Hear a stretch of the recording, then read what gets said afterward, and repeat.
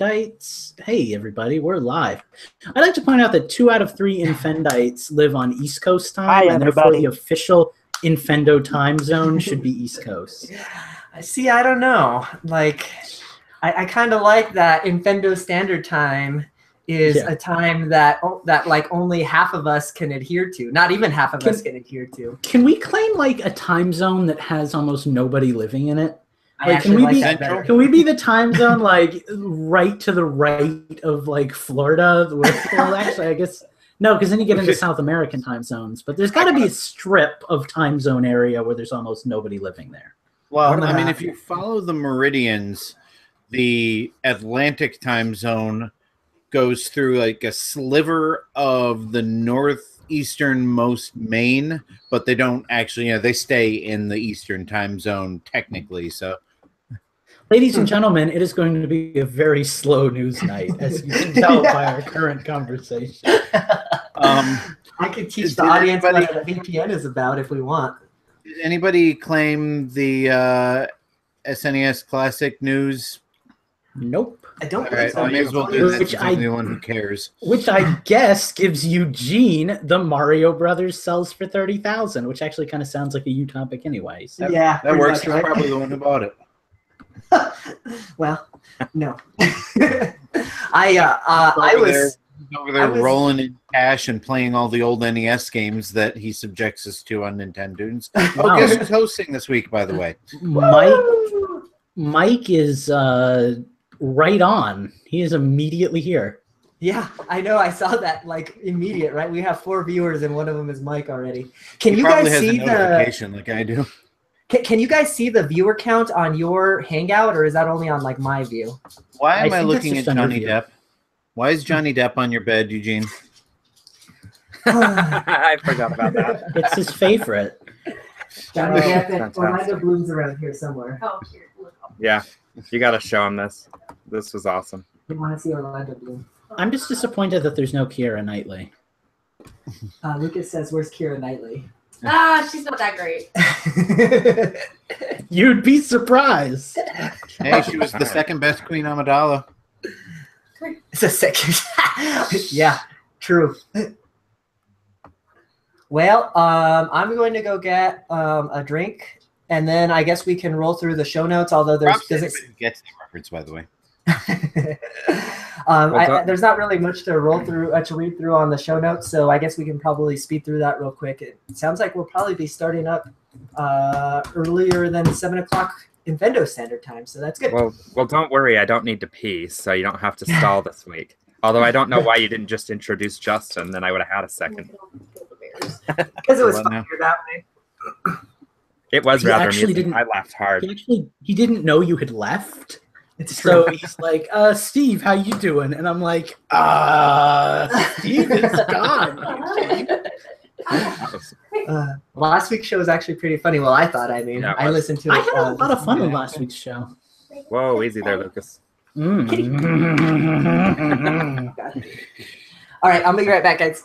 Like I love how my cats always sit just out of frame and stare at me, so I look like I'm insane. Like literally, like right here is where my cat is, and she's staring at me. So I'm here looking at her and talking to her. Meanwhile, everybody on YouTube is like, "He's lost." Dude, I just finished listening to a paranormal podcast about half an hour ago. So, oh my god, I discovered that there are 2 seasons of Ghost Adventures on Hulu that are mostly episodes I haven't seen. So I've been watching those at night. Which is a mistake. Oh yeah, dog. I love me some Naruto. Totally. What? I just tuned in at watching some episodes I hadn't seen and figured I'd go with something awful. Lucas, can you do something about the fact that we're looking at you from like eyebrows up? Is this better? Much, actually. It's Wilson. Are we doing the forehead chat? Don't do that. We might get another copyright thing. Oh, It does make gosh. me feel good to know that Justin always seems to be the one who's staring at me and wants to see more of my body. So, there is that. Yeah, I got I mad just want to at see you a less minute of ago. your little sailing ship mobile. It's a fish. It's a fish. It's a fish. It's a fish. The thing on the top looks like a sailboat. It's a fish made out of wood. I love that you called it a sailing ship. A sailing ship mobile. Well, it is a mobile, right? Am I right on that? You got that much right. All right. I suppose. I'm still not technically. seeing a fish. Where's my kiss? Bring it in, Eugene. All right. It's just like that scene in Mario RPG. Give you a little kiss on the cheek. All right, let me pull up my show notes. Although, like I said before, not really much. Oh, good. Our scorekeeper's in the way back. of show notes. Oh, we got Heather with us. Nice. Hi. Hey, I Heather. have an app for We got that. kind So of full crowd tonight, actually. And not I to have take the wind made, out of your sails, Heather, but I've made no effort to communicate with any of them so far, but I love them and they know that, so it's okay. I said hi. Well, I'm an absent father. and in words. I thought I was playing the role of the absent father on this episode. Well, that makes you the absent grandfather, I guess. Oh. Because you weren't there for me, and I learned it from watching you, and now Yeah, I changed Well, my at least I backdrop have- this week. Yeah. At least I have a healthy stock of Werther's originals, I guess. No. I don't think I'm going to be able to play this game while we record. I think I'm a little too into it to stop. So I should probably find something more chill to do in my free time. I'll probably be Like Minecraft. playing. No, Well, Minecraft would be a very bad idea because Minecraft, I'd just be sitting there like That's me. the whole time. Before we read off the show notes, y'all, you guys want to jump on and retweet the Infendo Twitter so then we Nope. can get some more viewers? God, it's almost like you want us to have listeners. I know, right? Oh, it's like you're trying to make this a successful podcast. Jeez. Sorry. I'll tone it down. no matter how many people listen to us, we still won't be successful. I would just like to point out what I'm sitting next to over here. I don't know if I want to look. It's a Kit Kat, upside down kitty. That's a dead kitty. I am all about the cats. Screw dogs. Look at that. And We got- Winnie here is all about that bass, no trouble. This is a fat ass cat. How I hate you. Okay. I All love right, when guys, people jump into so- a conversation and they have no idea what the fuck they're talking about. So let's roll through the show notes real quick. Not that there's much going on here. So Justin, looks like you're going to take the lead this week with the SNES Classic pre-orders. So yeah. you're going to take Anchor here. Or not Anchor, I guess. Is Anchor? No, Anchor's the end. I don't know what the fuck I'm talking about. Excuse me. Then looks like I'll take next with this Super Mario Brothers eBay selling. And let's see. It looks like the Capcom news you were going to take, Lucas, you said? Yes, sir. Okay. And then Switch sales is Steve. So then we'll start with Justin, end with Steve, and then we'll roll into Nintendo Tunes afterwards then. So, Lucas, you were neither first nor last this week. No, I'm right in the middle, sandwiched in between you two. That means he'll be quiet this week. I don't want to start the actual show just yet. It seems a little early for that, so I guess we'll just bullshit Yeah, here for the wait a next minute. like. Well, 5 yeah, I mean, minutes. there probably are people who like come on right at 9 o'clock or 7 Exactly. o'clock or whatever, and are like, "Oh boy, Infendo!" And if we're like halfway through Justin ranting about not being able to buy an SNES, then... Also, I just put out like the weirdest tweet ever. Oh, dear God, So, Mike. That's a thing. To the internet. Well, Mike, let's see a shit.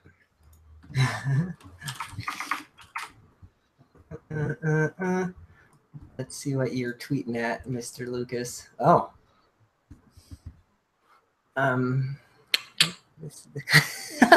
I'm totally gonna retweet it, whatever the hell it says. Come, join us at Infendo is a thing. Come, seriously, come now, join, be part of it. We love you. We really love you. Overachiever. I just liked it and hit retweet. I didn't even like it. I get a notification whenever the Infendo account tweets anything. I just click on it, hit retweet, move on with my day. Well, I feel like my account is kind of like, as much as I use this as my actual Twitter, like it is also kind of like the Infendo group joke account. So I try to keep it light.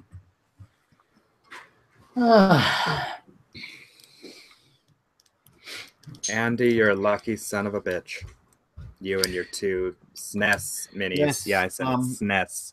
I was going to wait until I was actually talking about them to say this, but if there's anybody in the UK who can order a Super NES Mini for me, ship it off to me, I will pay you for it, obviously, but I really want the UK version. And I've got a notification, but I don't know if Amazon will accept my payment method. So is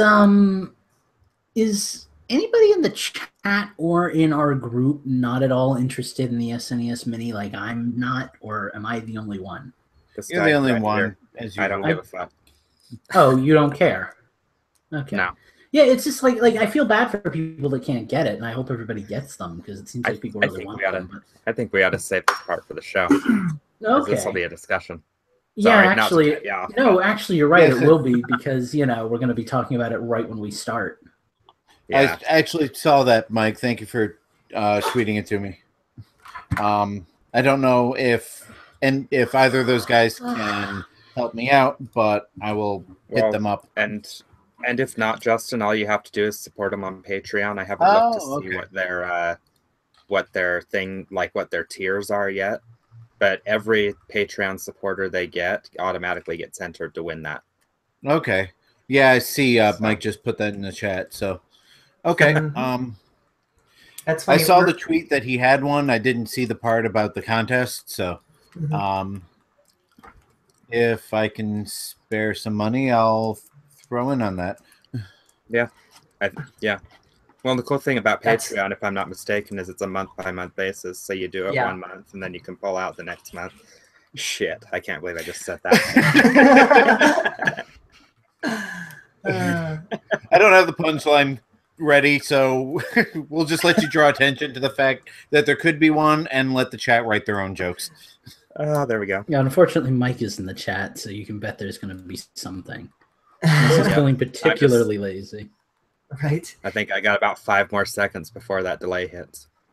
It's funny that Nintendo Voice is doing a Patreon because we seem to be following like in every single one of their footsteps because that's like definitely the next step that we're going to take eventually. We're not ready for that yet, I don't think, but yeah. I was actually thinking about that, but I thought it would be incredibly overstepping my bounds to recommend something like that. So why? But yeah, that actually does seem like a cool idea. Yeah, I know, but like I feel like being one of the more money-hungry members of the group, I'm also like the one that jumps on like there's an advertisement and stuff like that. So, well, I try not to be that guy.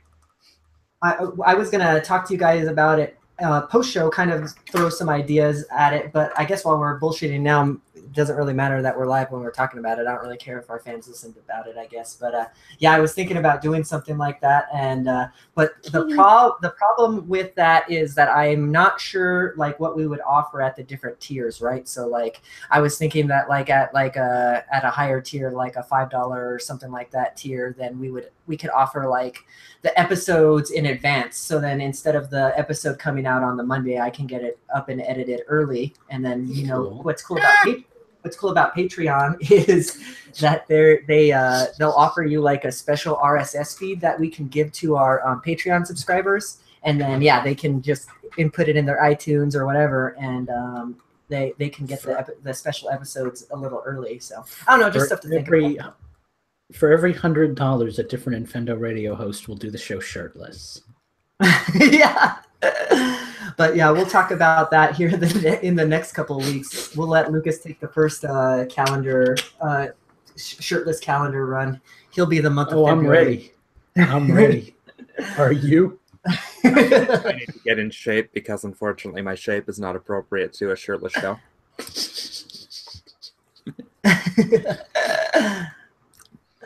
Oh God. So evidently the role of Justin tonight will be played by this wonderful looking kitty. She is wonderful looking. She is a beautiful kitty. I love my Winnie. I suddenly want to sing the song from Big Bang Theory. Don't. I will end you. What? You What don't song like Big was I Bang? singing earlier that pissed him off? God, I hate Big Bang Theory. Oh, we It's can't be so friends anymore, boring, Lucas.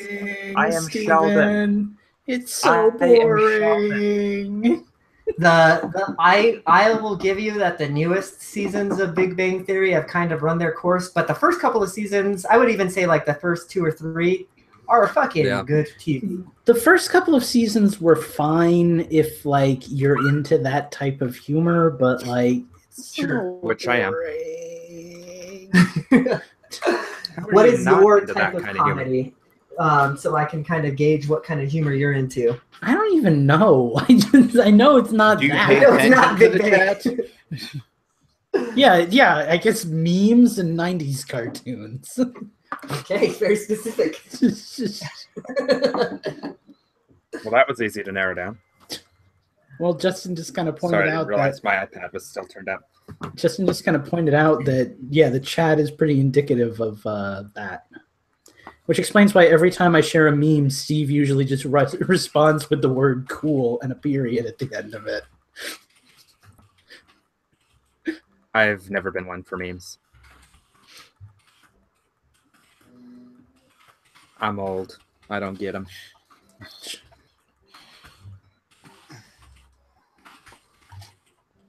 Somebody play music or something. It's too damn quiet. Oh, good point. I guess I can test out my audio. Let me get my voice meter and all that bullshit booted up. Yeah, for a podcast show, we're not being very talkative. Yeah, we're pre-show. And we are. I'm participating in the chat a little bit. I'm not. I'm bad at this. Okay. Dragon Quest Heroes goes down, and... Busy, so. Mm. Shut up, Lucas. And shut up, Mike. You're what are busy? I missed that.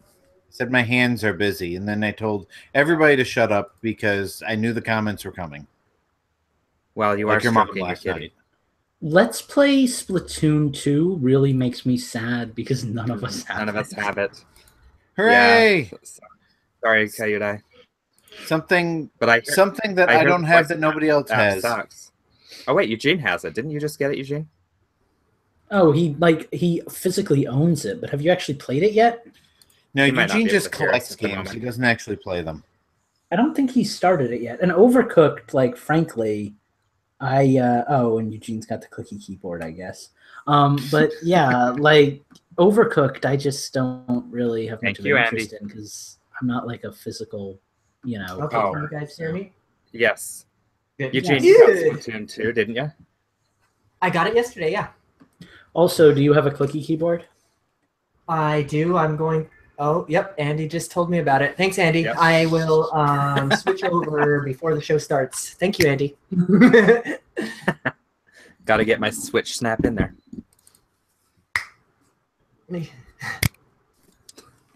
You almost have to do the double snap to make it sound right. I cannot Anybody clap else? today because I only have paws. Oh, Oh, God. God. Like, really annoyed by the constant... GoldenEye, Yeah, we got it. First point It's me. loud. All right. Anybody else getting annoyed by like the constant noise that the HD Rumble is making on all their games now? It's like I'm starting to really notice it when I'm in a quiet room and I'm playing, and it's starting to Well, get kind of I weird. haven't noticed it yet, but I'm sure I will now that you brought it up. Like especially with games like the Warriors series games where you're constantly killing things and getting rumble. It's like Hey, Lucas, I know how to fix that problem. turn off the rumble. No. It's simpler than that. Play Minecraft. There's no HD rumble. Oh, God. Isn't there? I thought there was rumble when you fall, like when you die. Is there? I don't know. I haven't thought so. fallen much in that game. I don't know. I fall all the time. Let's jump off my tower and find out, shall we? Steve doesn't suck like you do. No, Lucas is the hunter out of our group. I'm the builder. I'm kind of the designated go get killed. It'll be fine. There's plenty of you. I'm gonna get my other keyboard, y'all, and then I suppose we ought to get rolling. So get your Audacity settings ready. Oh, Audacity, that's a thing. I've been recording for 15 minutes. The hell's the matter with you guys? I feel like neither. Anything, so there's nothing worth recording. Neither one of those are good things. Like, recording for like a half an hour before the show is kind of nonsensical, as is forgetting. Justin, what did you do? I dropped my mouse. Isn't that what your cat's there for, is to get the mouse? I thought about making that joke, Steve, and then I thought, no, that's way too lame of a joke to make. Southern announcer. But that's my kind of humor. Right, I was going to say that's what made it perfect for Steve. Why am I listening? So are you seriously just going to have the video camera on your cat the entire time tonight? Sure, why not? That's weird. She's the receptionist. All right, I need to put my wood in the chest. What? Yes, I just said I'm going to put my wood in the chest. Oh, God. No. I hate all They're on of their you. way to go pick up her daughter. And then they're Hey, I'm talking about Minecraft. What are you talking about, sicko? And she said I she'd pick hate her up. all of you. I put a strip of black electric tape over the red light on my microphone because I couldn't stand looking at it anymore. Well, Lucas, I jumped off my tower and there was no rumble whatsoever. Well, I guess I'm a damn dirty liar then. Yes, you are. Hashtag you're wrong. Guys, the Taco Time YouTube page has a new video, and I'm view number 14. Oh, God.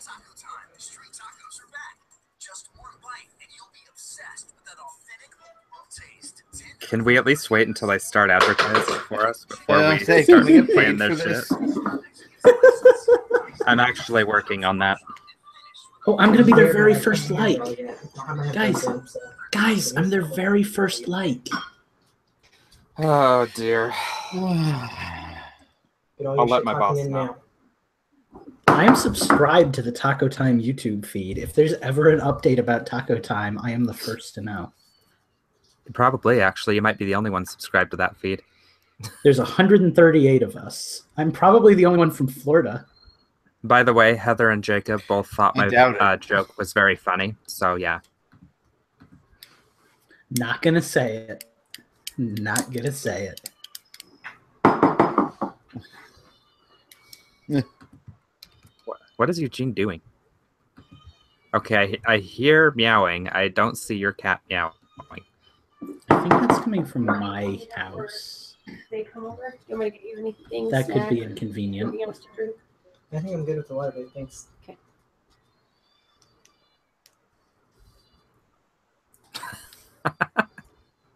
Oh, God, I just read the chat. Oh. Jesus Christ.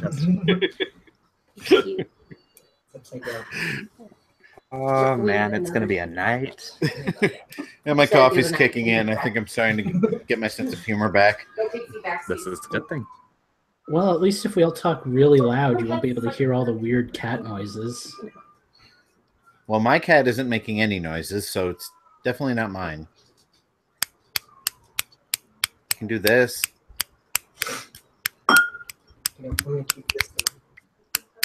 I guess Or you can get myself one. Here, kiss me. I love you.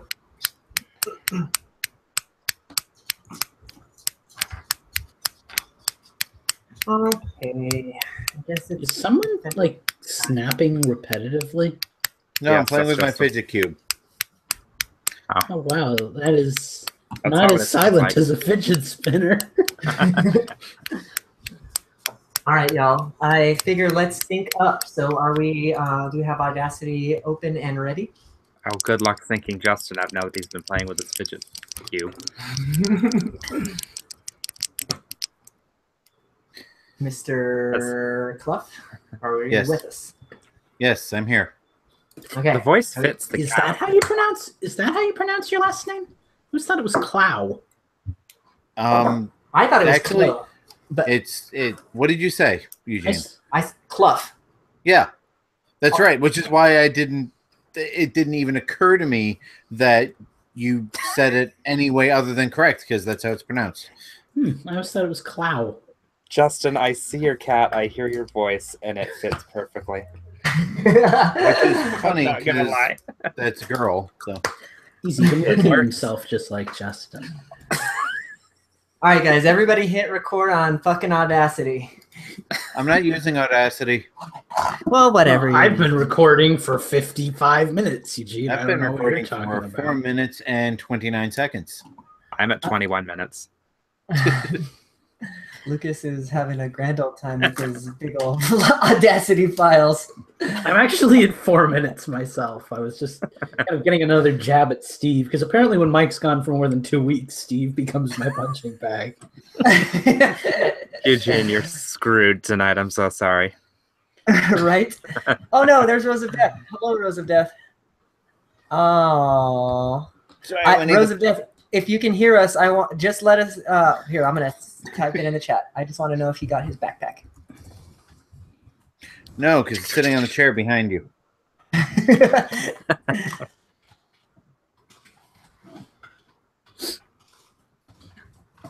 Okay, so are we ready to sync up, y'all?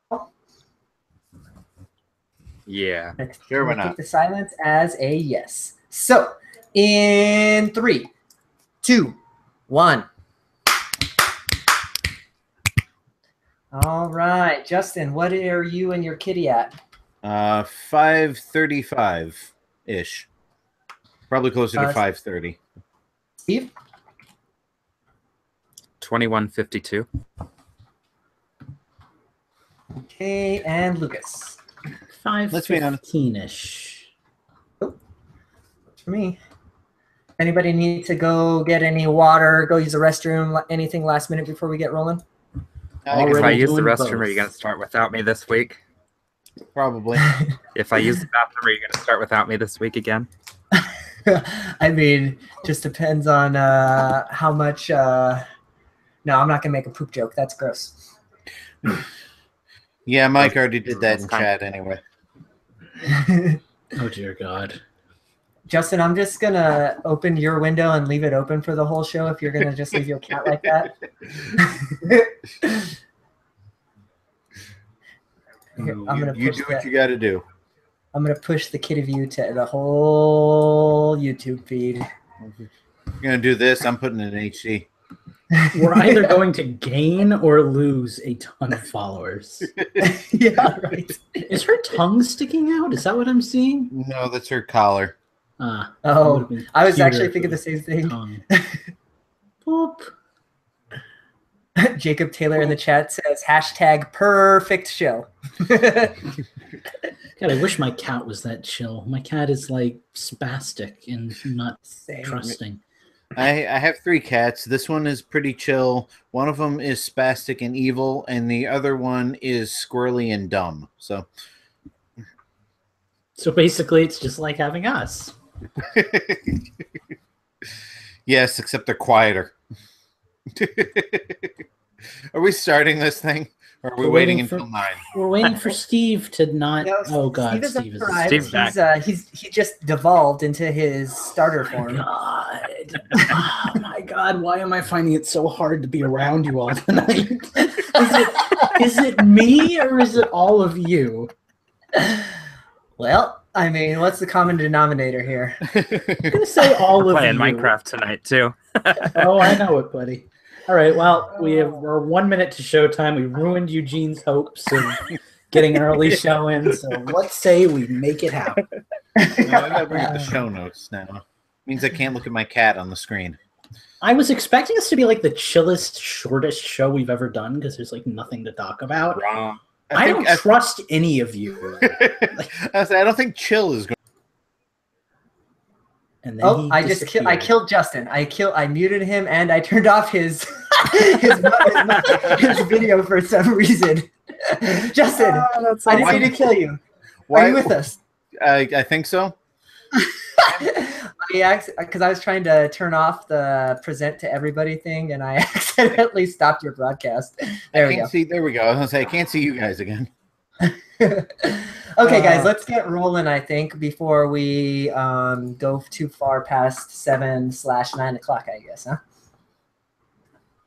Let's see. Everybody got their show notes open? I do. Looks like I've got 3 people in there, so that's good. Steve is no longer pooping, so that's also good. We hope, anyway. Looks like we're good to go. I just put a new. All right, y'all. Well, let's get rolling then. Let me just make a note of my Audacity. A little moment of silence here. Eugene, that wasn't silent. Okay, guys, let's get rolling. Hello, everybody, and welcome to Infendo Radio. I have my regular band of misfits with me today, minus Mike, who is on vacation. He says he does not miss you guys, though, so I don't know what to tell you. Right. He actually did say that. Like, we're not even making that up. He told us to tell you that. But I do have Lucas with me tonight, so he is quite the parrot. So how are you doing tonight, Lucas? Well, I'm doing just standing, my friend. How are you doing? I'm doing good. Another Wednesday, another Infendo night, so can't complain. I also have Justin with me. I was gonna leave you for last, but we've got an empty chair in our stead for Steve. So Again. God, Steve. Yes, I am here, and for those of you just joining us, so is my cat. Hello, Winnie. Oh, God. While Lucas is furiously facepalming, let's move on to Steve. How are you doing tonight, Steve? I'm good. I was going to say, I don't think that our audio viewers can hear your wave. Steve had to get an animal of his own because clearly that's just what we're doing tonight. We're all just going to show pictures of our animals. Well, Eugene got his cat on the show, so we figured Justin got to join in. No one wants to see the trouser snake. Oh, God. Jesus Christ. Guys, this is the first normal show we've had in a couple of weeks, and by normal I mean we're back talking about dicks and shit, I guess. So you're welcome. But we are gonna get the show proper rolling before we I can talk start about singing any that more. now if you want. No, please don't. Honestly, But, I yeah, can go we're on and on. we're gonna get the show going, guys. And Justin, before you pull out your trouser snake, you are first in line to talk to us about some news. I wonder what this show is like in audio form now. I feel like the listeners might be missing out on just a little too much. All right. Anyway, that's why they need to tune into the live show first. Yes. They're not lying. Subscribe to us on YouTube, guys. You can be here in the chat looking at trouser snakes. No, you cannot. That is there goes that opportunity. That is not happening. That will not happen. Oh, God. Anyway. Yeah, Justin, hit us with the news. After several false alarms, we finally got an announcement about the SNES Classic.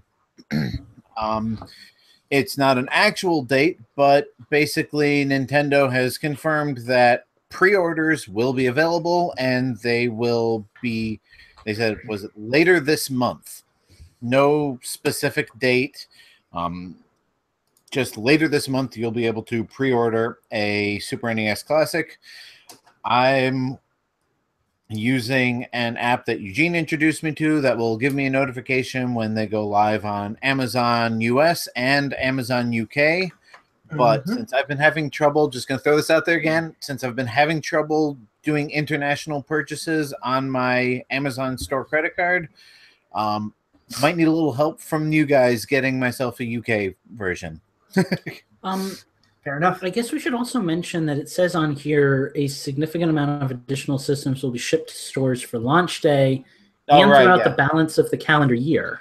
My guess, and I was talking about this in our chat, my guess at this is Nintendo right now is kind of doing what they expect to sell.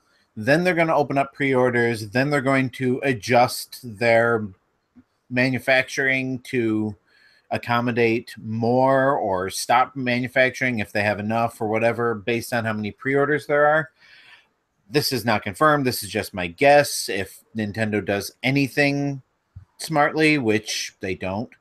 So, I mean, really, the best thing Nintendo could do is make twice as many of these things as they think they're going to need. Because, well, all right, look at it this way. Not how many necessarily for them? All right, well, after what happened last year with the NES Classic, after what has been happening with the Switch, there are going to be a lot of scalpers out there. There are going to be a lot of people who buy them just to sell them. There are going to be a lot of people who are buying 2 of them to sell 1 of them. And if Nintendo makes twice as many as they need, they're still going to sell all of them. It's just the scalpers aren't going to get as much for them. But Nintendo will make the money, so win-win.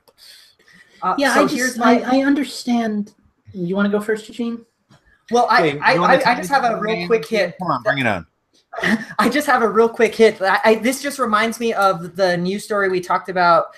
Seems like a couple of months ago about how when Nintendo kind of came out and talked about how they were, fighting for manufacturing plants with Apple. Nintendo only has a finite amount of factories to build their products in, right? So more SNES Classics could potentially mean less Switches out in the marketplace, and I kind of have a feeling that. I kind of have a feeling that Nintendo is probably going to put their money in the Switch basket instead of the SNES basket because they have more to gain from that. But that's just my guess. But I think it's a coin toss, as I've said before on the podcast. There's a throwback. No, it's a coin toss about which one is better for them because arguably the Super NES Classic is a higher profit margin. So, they probably don't get a whole lot of money, if any, off of selling the Switch, but the Super NES Classic is just a casing with some flash data on it with a bunch of games that they already had licensing rights to. So, but to Eugene's point, the Switch is more of an investment for them. I mean, you get people owning Switches, then all of a sudden you make a profit off of every game that you're able to put on the system, and I don't know, like I like the idea, especially as a consumer. I like the idea of Nintendo just doubling their Super Nintendo product and just shipping them out everywhere and screwing all the scalpers. But I understand their hesitancy because it seems like they never know if they've got a good thing or not. And admittedly, this is a pretty safe good thing. The NES Classic is a big seller, but you never know how something's going to do until it does, and it's going to help you But I understand them wanting to be safe, especially after they just got destroyed with the Wii U, Yeah, I mean, and that's the thing is, they could end up being short like they have been on a lot of things, or they could end up overstocking, like you said, on the Wii U, or what else have they gotten burned on? Well, like completely hypothetical, say that, a lot of people were our age or my age, I guess, and didn't grow up with necessarily an NES because they were too young to remember it, but they grew up with the Super Nintendo. So maybe they never got a chance to really play an NES as like an NES, but the Super Nintendo was something they already owned and they don't really feel the need for it. I don't think that that's going to be the case, but there's so many random things that could cause the market to shift for this one that I expected to sell gangbusters, but there's always a chance that it might not. So I know them not wanting to, go nuts as much as I think we all wish they would. Oh God. And to Lucas's point, that Nintendo, so sure, they're going to, I have no doubt that they would sell out of every last SNES Classic that they make, right? I mean, eventually, I'm sure. I mean, even if they overstocked on it, I'm sure by like spring or summer of next year, they would have sold out of them. Sure. But here's the thing, like to Lucas's point, after you sell an SNES Classic, that's it. You're not going to make any more money off of it. If with a Switch, you have the potential to make money off of every game sale through licensing fees or people buying games on the eShop. I mean, there's just more avenues of revenue for Nintendo if people were to buy a Switch. Granted, obviously, it's a much greater investment. What, $80 compared to $300? But I mean, if I were Nintendo, anyways, I would try and make as many SNES Classics as I could, but without hindering manufacturing of my other consoles, if that makes sense. Right. I think the brightest point in all of this is the statement that apparently they're planning on releasing systems throughout the year. So maybe even if at launch there is a bit of a dip and scalpers get a hold of them, maybe they'll do a better job of reading the market once they've released it and they have like an initial sales number. And, you know, they can kind of play to their crowd this time instead of just saying, no, we're done. We've sold all we're going to sell, you know? Yeah, I think it was a real slap in the face what happened with the NES Classic. That they just, I mean, I understand, all right, they didn't expect the market to be that big for them, but to just stop making them anyway was ridiculous. Yeah, and I'm sure there's a lot of like inside corporate-y and industrial level things that like we'll never understand about that. Like, but all the same, yeah, I feel like they kind of missed the boat with the NES. So hopefully they do a better job with the SNES. And it sounds like they're starting to.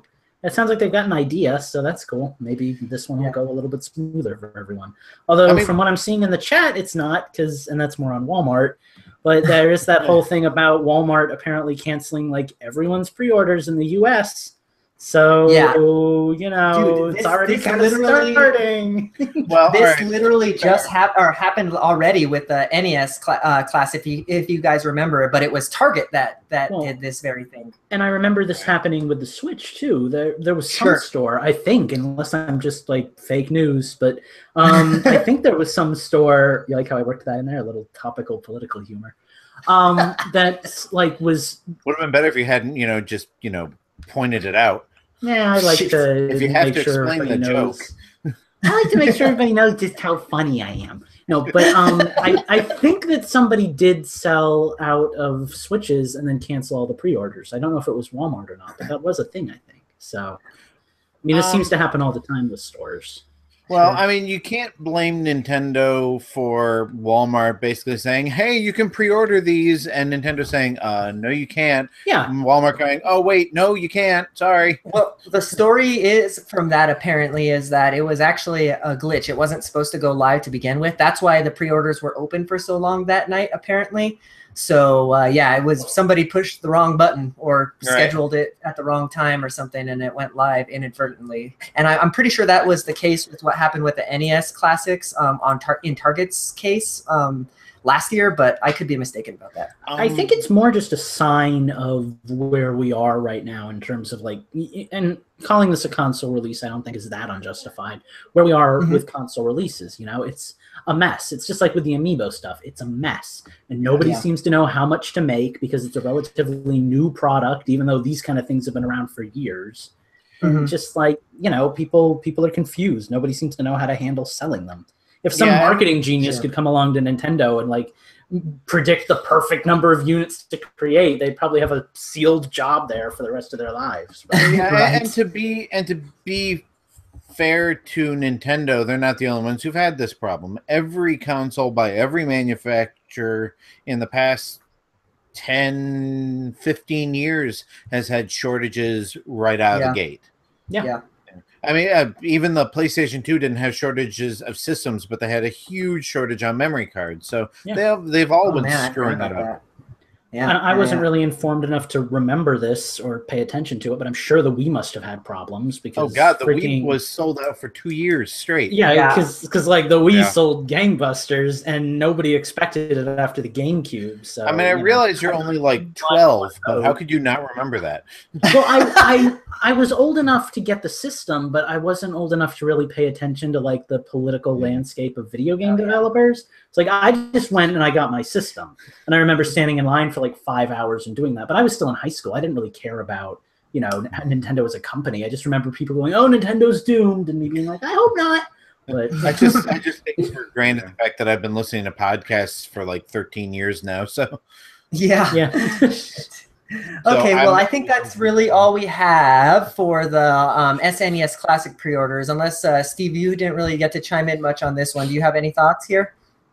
Other than I'm just flat out not interested in it. That's why I was kind of quiet. After the whole Amiibo thing, I'm kind of done fighting the fight with stuff that I just don't personally find that entertaining. I mean, the SNES games I have, you know what I mean? Like, I've got them on other systems. I don't feel the need to buy another system that I have no HDMI ports for.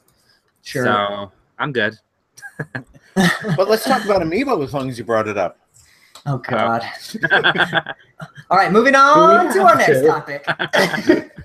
So we're gonna talk about something else that sells for a fucking astronomical sum.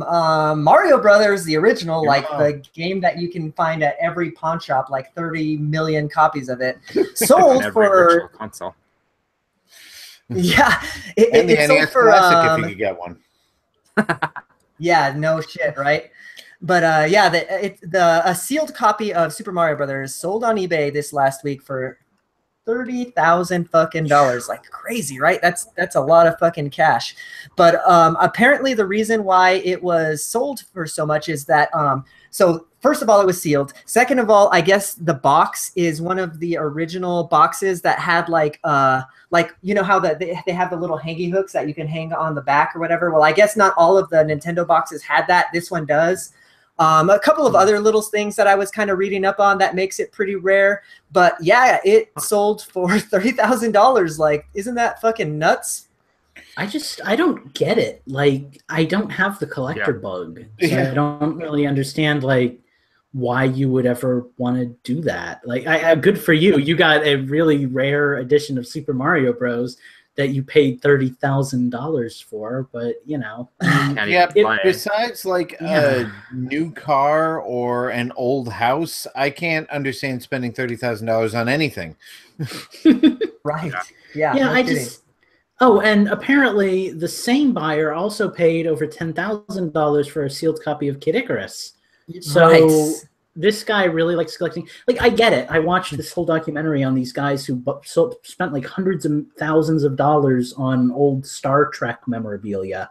And like, that's fine if you want to have like a replica ship of like the Enterprise sitting in your collector's study or whatever, if that's what you're into. I understand that more, I think, than I understand this, because there's only like one of them and it's like something you can look at and be like, this looks interesting. But like, this is a box, a sealed box with Super Mario Bros. In it. Like, I treated my Legend of Zelda cartridge as a collector's item, and it didn't mean anything to anybody but me. But, like, that's something, I guess, because you can look at it, but I just don't get it. I guess he assumes he's going to be able to turn it around for a profit or something, or he wants to start, like, a video game museum. It sounded like this guy is like a major collector. Yeah. So let me read what Kotaku has to say about why this video game is so rare. This copy of Super Mario Brothers has a lot going for it. It's in ridiculously good condition. It's still sealed in the shrink wrap, but beyond that, it has a very early copy of the oh wait, I skipped a line. It's in the original hang tab style box. So that, I guess that is important to collectors, because I had never even heard of a hang tab style box, and much less even seen one. So I guess they must be really rare. But doesn't mean shit to me. Yeah, and like, you know, Jacob Taylor is in the chat, and he's saying, you know, like, he's got the collector bug and everything, and he's right. If that's what they want to do, that's what they want to do.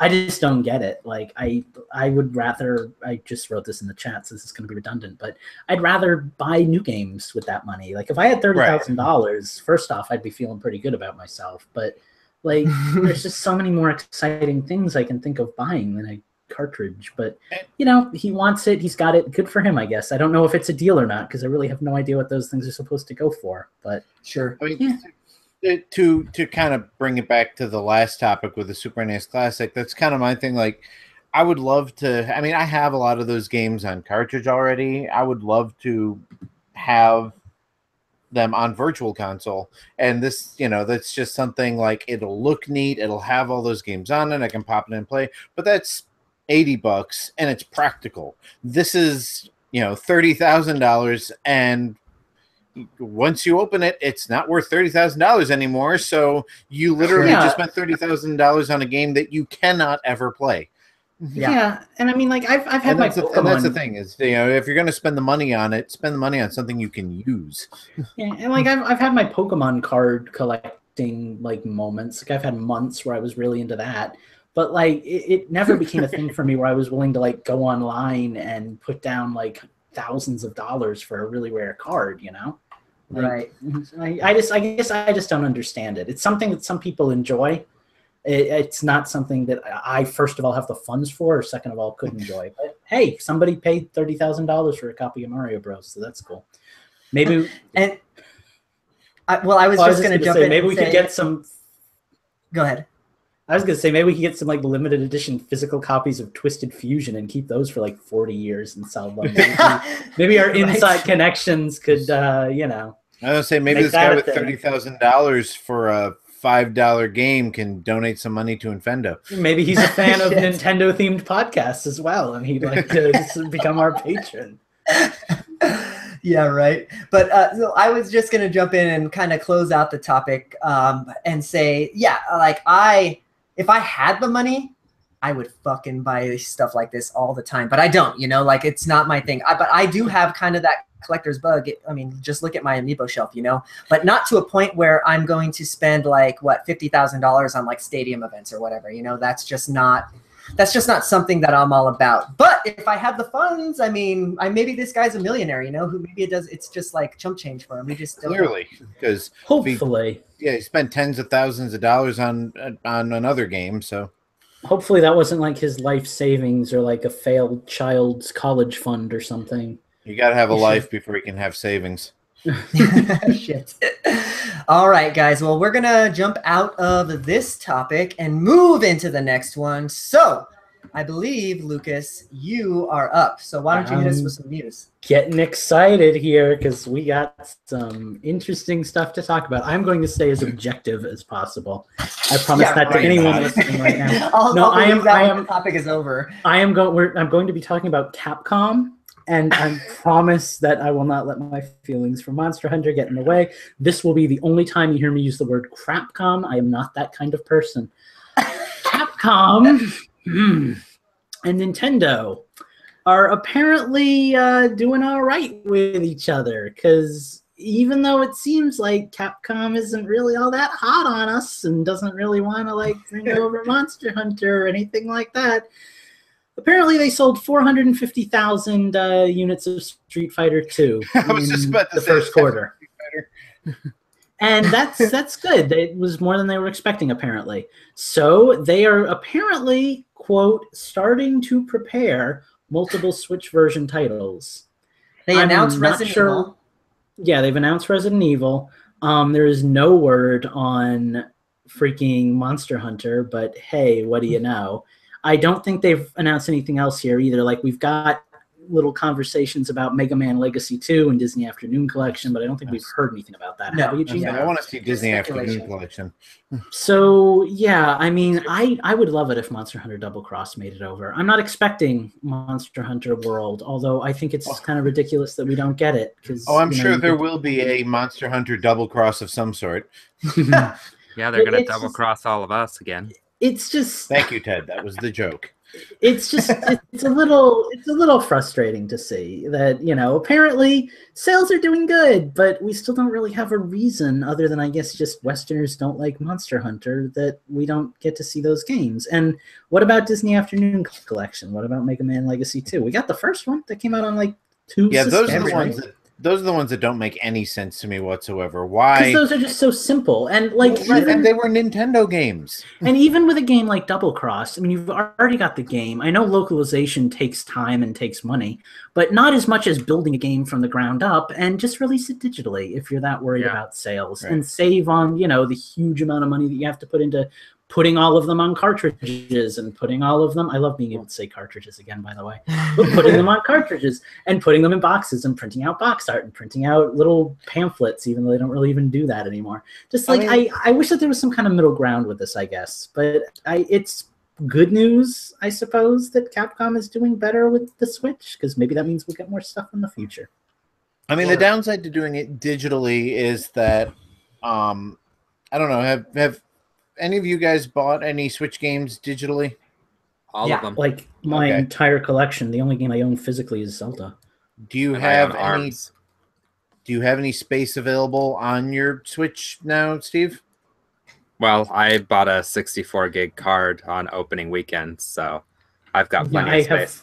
I have a 32 gig card, and I have plenty of room left over. But because we were discussing a couple of weeks ago the size of like the update for NBA. Yeah, and well, but here's something to consider, Justin. So while you get your train of thought back, I own 10 no. I own 9 or 10 Switch games digitally, and full on retail games, or let's see. Or are we talking like eShop games? All right, Minecraft is almost 3 gigs by itself. So, but just looking at these games. So let's see. Sorry, I just lost my train of thought. Jesus. Yeah. Anyway, what I was going to say is, the Switch seems to be a lot less likely for there to be digital buying because of the cost of, like on the Wii U, I bought a lot of stuff digitally because it was so easy to just get, I've got a 500 gigabyte hard drive on there. It cost me $50, and that's far more space than I will ever need for the Wii U.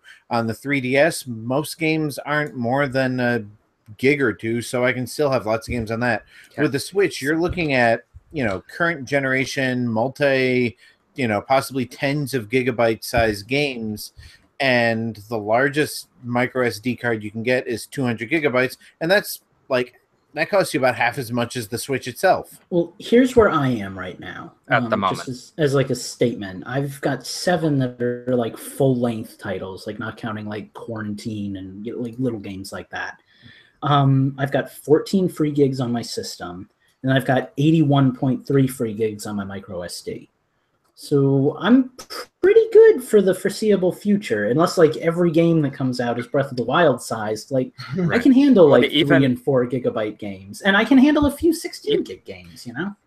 Even Mario Kart is only 6.8 gigs.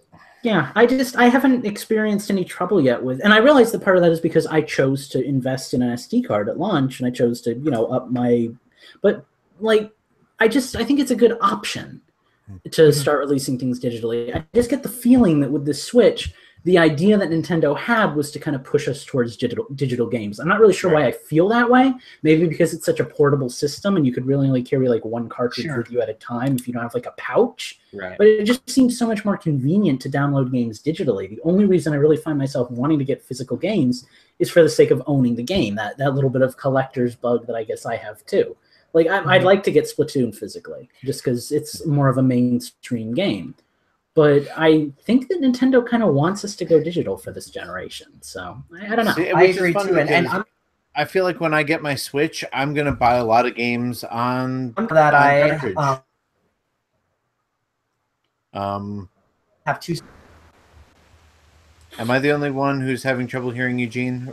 Now that I have Eugene, buddy, we're kind of losing. Now consoles. Okay, so it's not just me. Okay, no, I'm going to write Eugene a little message. Yeah. In the meantime, how's everybody out there in Infendo land doing? Oh my God, the chat is talking about all the games they want to get from Capcom. We've got Marvel vs. Capcom. Ooh, Okami. I'm a big. Here's a thought. Why original Beautiful Joe? I'd love to see a new Beautiful Joe game. Power Stone. Why is? Okay, one at a time, gentlemen. And is Eugene back? Can we hear you? I am back. Let me just finish my thought real quick. I'm sorry that I was cutting out there. Fine. But yeah, no, so I think I've talked about this on the show before, but the reason why I've gone mainly physical is because I have 2 Switch consoles in my household now. So going digital really isn't an option for me at this point because like I would love to be able to have Mario Kart on my console all the time, right? But my girlfriend loves to fucking play Mario Kart, so then I would have to buy 2 versions of Mario Kart. So I don't know. I'm with you, Lucas. I wish I could go completely digital here, and I feel like you do that Nintendo is trying to push consumers in that direction. Yeah. But at the same time, like unless they're gonna implement a system like what, for example, like with Xbox. There's that Play Anywhere feature, right? So I can play my Xbox game on my PC or on my Xbox, but I don't have to choose to either have my games on my PC or my Xbox. I can just play them at any point, right? It's not that way with the Switch, unfortunately. And I wish Nintendo would kind of Get get on a that. little bit more lax on that. Yeah, and I can totally understand that. Like being a single guy who lives like relatively isolated, like I don't need to share my Switch with anyone. Mhm. So that's not a big deal for me. But with, you know, you obviously want to share with Heather, so I get Yeah. Yeah, I Right. mean, I don't know how much Switch playing my 7-year-old will do, but I know one of the great things about having so many of my games digitally on the Wii U is he can just turn on the Wii U and pick whatever game he wants, because most of the ones he likes are digital. Mhm.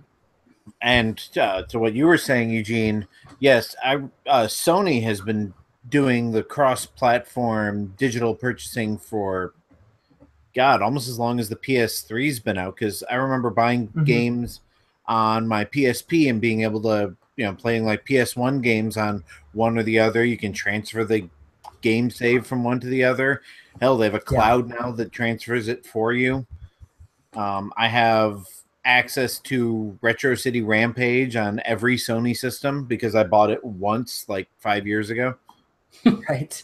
Well, and can I? Oh, did you want to, Eugene? I was actually just gonna let Steve have a turn here, but you go first and let's let Steve talk. Steven? Oh, sorry. No, go ahead, Lucas. Go ahead and finish your thought. Sorry, I was in the chat for a second. Oh, okay. Well, I was just going to share. I was going to do this during Change the System because I thought it was kind of cool and I never get to do this. But I'll do it now because it's kind of topical. I brought my Switch with me because we had a training over at the theater on Monday, which is one of my jobs. And I was playing it a little bit like during like the break period because it was like a 4-hour training. And one of my friends is like, "Oh, it's at the Switch. I've never seen one before. I want to play it." And like he starts playing it, and he was like, "Oh, what games do you have on it?" And like that was cool for me because like I have a few games like loaded into my Switch, like good games like Minecraft, Right. and I feel like Mario Kart Minecraft will be stuff. one of those digital purchases for me. Well, It yeah, needs to be. Sure. and he boots up Mario Kart and he's playing it, and like the part that doesn't really fit with this is like everybody that has never played a Switch at my work just like gathered around and watched, and they were like, "Wow, it feels really solid. Oh wow, the picture's really good." That made me happy because I can see that it's a system that people like, but I was able to do that because it's a digital purchase, you know? Like I didn't have Breath of the Wild in the cartridge because I had kind of given up on that until Eugene forced me back in like a damn dirty dog. But it was cool that like he could choose a game that he wanted to play and play it. Like that to me is the ultimate part of buying my games digitally, that while I'm on the go, and for me the Switch really has become a system that I carry with me a lot on the go because somehow I fit that sucker in my pocket. So like for me, I like having all those games. I think that's really cool. So that's my little bit on digital. I totally wish I did that as well. Oh, go ahead, Steve. Go ahead. I was just going to say I've always preferred digital on my handhelds ever since the 3DS. Sure. Yeah. I upgraded to the biggest memory I could have. I wait for the memory to go on sale. I watch. I don't know if any of you guys follow them, but Nintendo Deals and Amiibo Alerts on Twitter. They are two of the best ones that you can use for Nintendo deals and to see. Amiibo Alerts obviously does more than Amiibo, even though it doesn't sound like it. They're how every time a Switch goes live somewhere, that's how I find out about it. And then the people that I know that are watching them, I'm just like, "Hey, it's live. Did you get it?" I'm telling you. I'm talking to you, Keith, if you're listening. But yeah, for me, digital is just the way to go. I started with the 64 gig card because it was on sale. I plan, what's the biggest we can get? 200 gigs, or is it 2 terabytes? 50 something. It's 2 gigs. Oh no, yeah, right, yeah, terabytes actually, right? Yeah, it's something that doesn't even exist yet. So once the larger memory like that starts going down price and it goes down to something I can afford, I will buy it and upgrade because that's just how I am. Now, if only I could find such great deals on PlayStation Vita memory cards. Yeah, good fucking luck. Justin, remind me to tell you. I'll tell you, Justin, offline a story about a PlayStation Vita memory card that'll make you sick. Well, I just think about. Oh, Eugene, go Eugene. Go ahead. Go ahead. I was just gonna ask a question. I can ask it later. Yeah, I was just gonna piggyback off of Gentis and say that, which I like that I swap your names out constantly. But I was just gonna piggyback off of him and say that, like, I remember being a kid on the school bus in high school and having my DS, like original, like gray brick DS, and having to choose in the morning like what game I wanted to bring with me, and hoping I would still want to play that game at 3:15 when school got out, because I didn't have a choice to download stuff on that. And how fun must it be to be a kid who can bring a $300 piece of hardware in his backpack to school and play Mario Kart 8 while he's waiting for class to start now. That's got to be really cool. Imagine how hard it was back in the late 80s, early 90s when all of your cartridges were this big. Hey, dude, let's all go to the arcade. I didn't have a Game Boy until the Game Boy Pocket came out. So we're talking Game Gear here. The Game Gear didn't even fit in a pocket.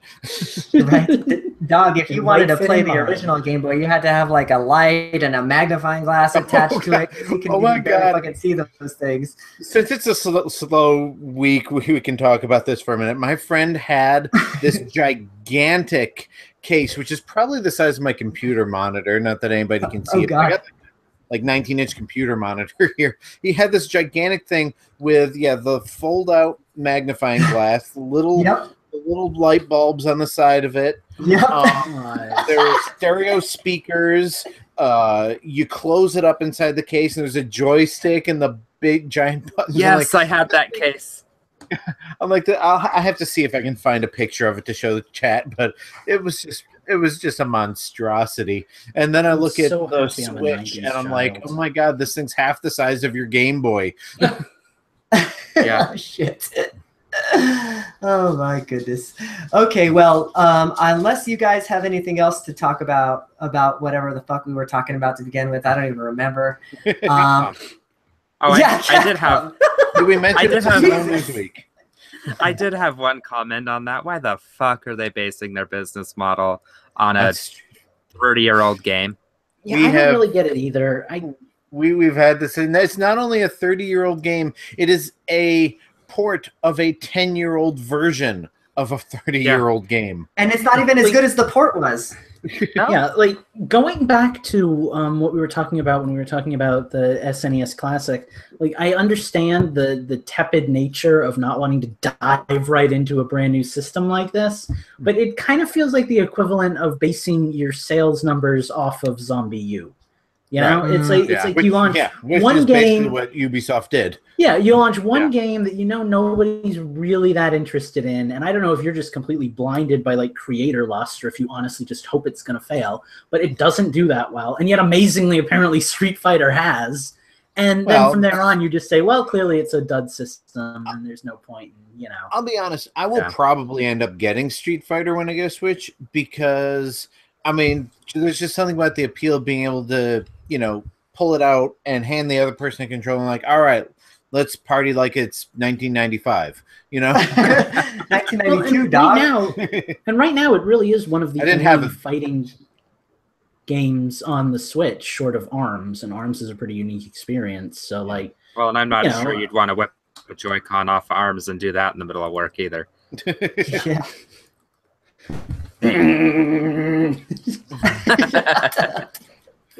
I did that once. I look like an idiot. Hopefully my boss isn't listening. Okay, guys. Well, speaking of sales, I guess, were we talking about sales? Yeah, sure. Fuck it. Whatever. Our transitions have gotten really lazy. Well, we only have 4 topics this week, so we just kind of have to bullshit our way through them this week. Right. But yeah, so we're going to move on, guys. And this next topic is our last topic. But Steve, why don't you take it for us? Okay. Nintendo just unveiled their quarter 1 financials. What? Can you like lean to your whatever side will put you in the center of the screen there? Justin's just really, really picky about our visuals, which I'm sure is a lot of fun for like the tons of people who actually listen instead of watch us. Yeah. I'm gonna do the rest of the show just like this, just to bother Justin. Poor. Okay. News. So Nintendo just did their Q1 financials, and the Switch has sold 4.7 million consoles worldwide since the launch. Eugene, I need you to look something up for me. This is the point I wanted to make. Oh, good Lord, Justin. How many Wii U's were sold in its lifetime while I continue reading this story? I think I already know that. It's like 13 or something million, but I'll look it up. It's like 13.7? Yeah, so in addition to that, 13.6 million pieces of Switch software have sold. Mario Kart 8 is 3.54 million, Breath of the Wild is 3.92 million, and ARMS is 1.18 million. Wow. And I think, if I remember right, hearing from another website, this is the first time they've been profitable since, I believe, back in the Wii days, if I remember right. That's gotta feel good. I think they were starting to make a profit towards the end of the Wii U, only because, you know, the Wii U had become so cheap to manufacture at that point. And the 3DS. Yeah, and the 3DS was good. Always been, pretty modest with sales. I mean, not gangbusters like the original DS, but yeah, this is definitely the first time Nintendo has really been making a profit rather than just squeaking by. And also, if I remember hearing right, the 1 second, Eugene, I'll let you say what you're going to say. I believe the 13 million is the count for Wii U. Eugene, what did you get on that? So Nintendo, the last time they released their financials on March 31st, they said that it was 13.56 million worldwide. So as of March 31st, that's your number. So we're a quarter of the way there in the first 4 months already. So, and I believe it's already, if I remember right too, it's already beating the pacing of the Wii U. I can't even look at you, Lucas. I just can't. Can't even look at you. I'm just going to stay silent so you can just edit all of this out. So let's kind of break apart these numbers. So as Steve already said, that's a fucking quarter of the way already to what the Wii U sold. And granted, the Wii U was, you know, for all intents and purposes, a flop. But like, that's really good for Nintendo, man. I mean, to see them at the top of the sales charts again, that's great to see. And for me, hopefully, I mean, we say this every fucking time, but for me, hopefully what this means is more third-party games, more, you know, like more Capcoms, more Konamis. Well, fuck Konami, actually. More third-party games, because let's face it, the Wii is the best-selling system of all time and had a lot of third-party crap. Sure, yeah. Yeah. But yeah, so I think that this is nothing but good stuff for Nintendo, obviously, right? I mean, as Nintendo fans, we want to see them do good, so then more games come, so we can play more games, right? So, I mean, nothing but good stuff here. Yeah, and Steve, it looks like for you were saying that I believe it was you that was saying this, anyways. That with the Switch was one of the first, or now with the Switch that it's like bringing Nintendo back into profitability. So I mean, this was the first. They've showed a loss for the last several years just because they've had to sell the Wii U at a loss. It wasn't selling software, so they weren't making any of that money back on the back end. And the 3DS, while it's been a really like high selling console, it's never necessarily been a profitable one for them. They really made money on a console was with the Wii just because they sold an ungodly amount of software on the Wii. And they were using like 5-year-old technology inside of it. Right. So yeah, did Eugene freeze? So that's the news. Yep. That's all I got. Is it just me, or does it seem as though we are either all talking at the same time or we have like 15 seconds of dead silence? Well, I was trying to be kind of purposefully quiet because my parents have like really loud music going on in the next room. I live in a very small house, so I just figured Eugene can edit that out of the actual show. But I just had this moment where I'm like, And is Eugene being exceptionally still, or is he frozen again? I think Eugene. I got frozen. I had to change up my. I'm like watching him, and he says, "I got frozen." I'm like, "Wait, what?" Nice. Okay, so let me make a note in my Audacity here. I assume we stopped talking about news at this point, huh? Yeah, we're pretty much done with the news, but none of us are big boys enough to put us on a break. So yeah, and Fearless Leader was frozen. It's glorious. Okay, well, at this point, I think we are going to take a little break. and then we're gonna, move into Nintendo, everybody's favorite section. And I have an amazing theme for y'all this week that I cannot wait to delve in. The theme is internet issues, apparently, and we will be back.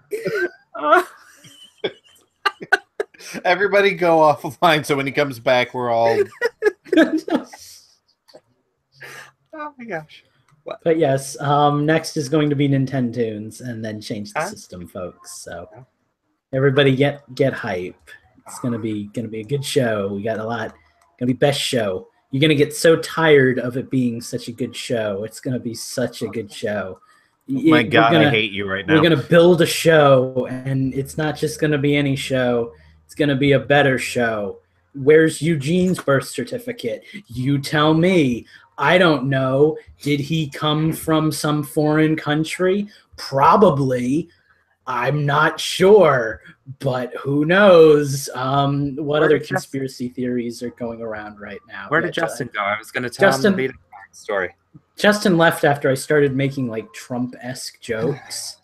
I'm gonna hire my new assistant. His name is something Italian, and then I'll fire him in a week.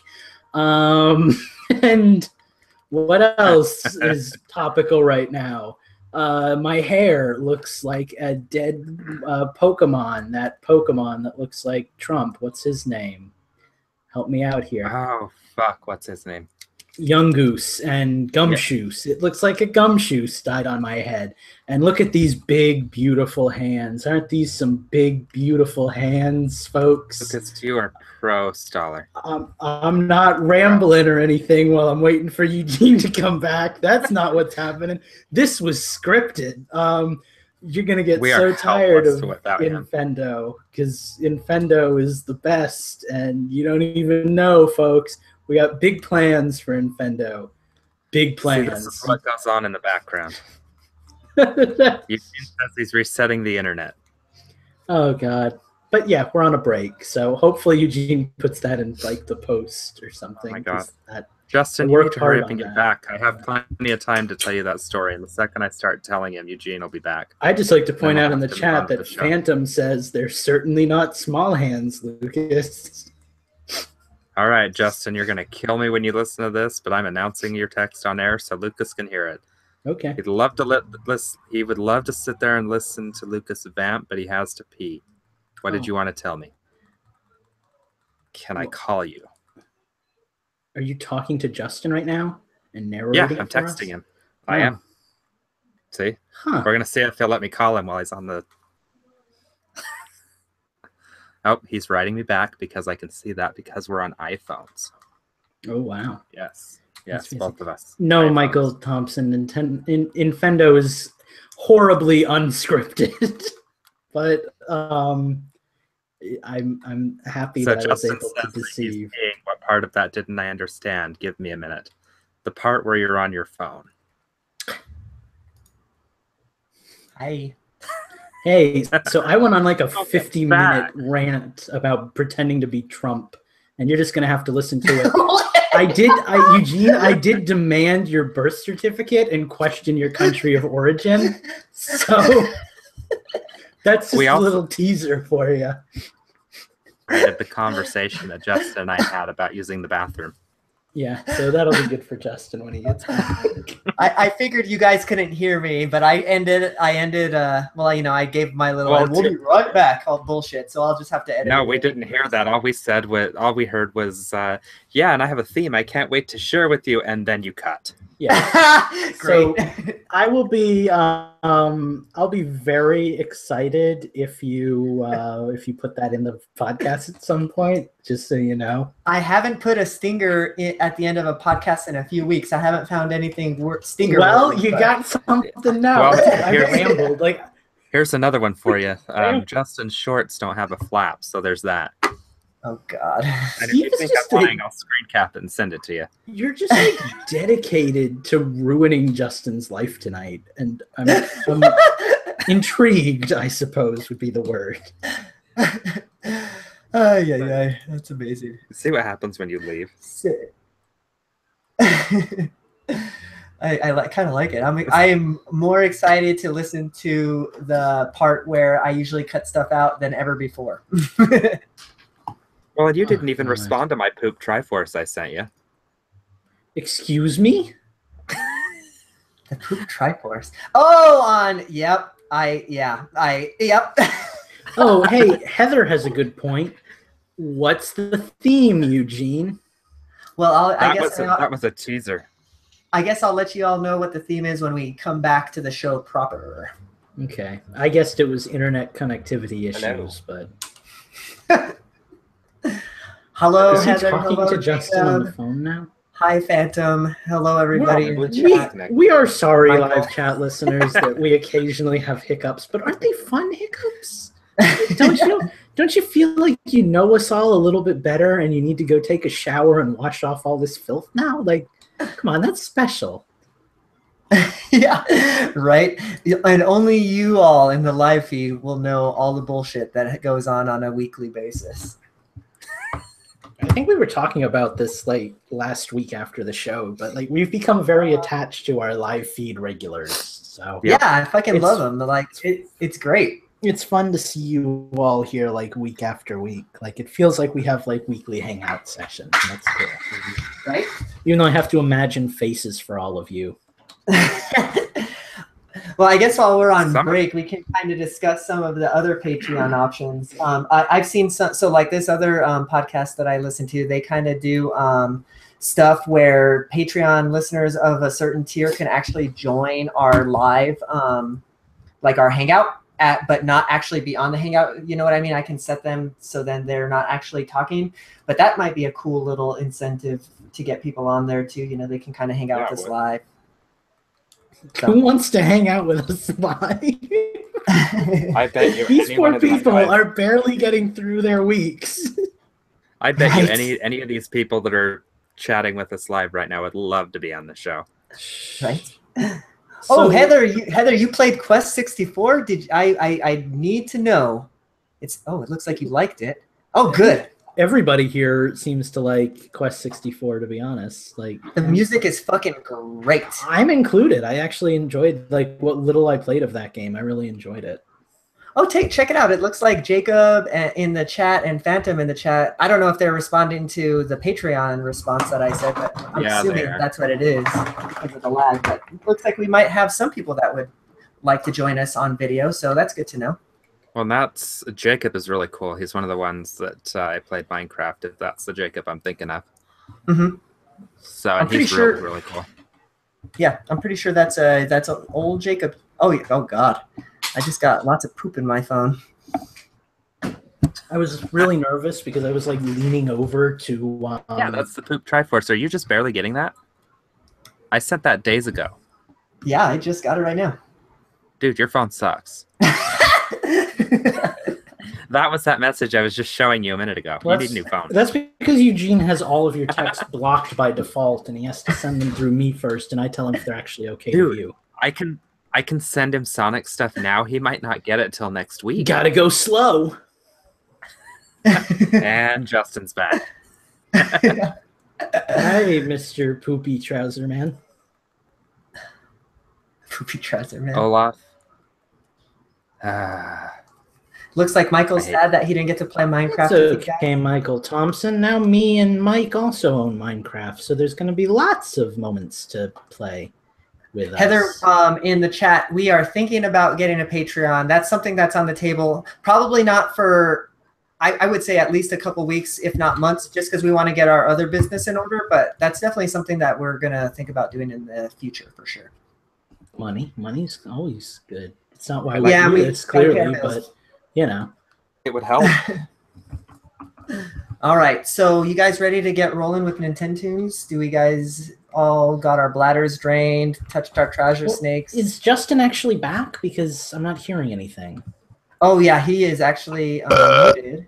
Okay. There it is. And usually when I say hello, Poopy Trouser Snake Man, like somebody responds. So like, you know.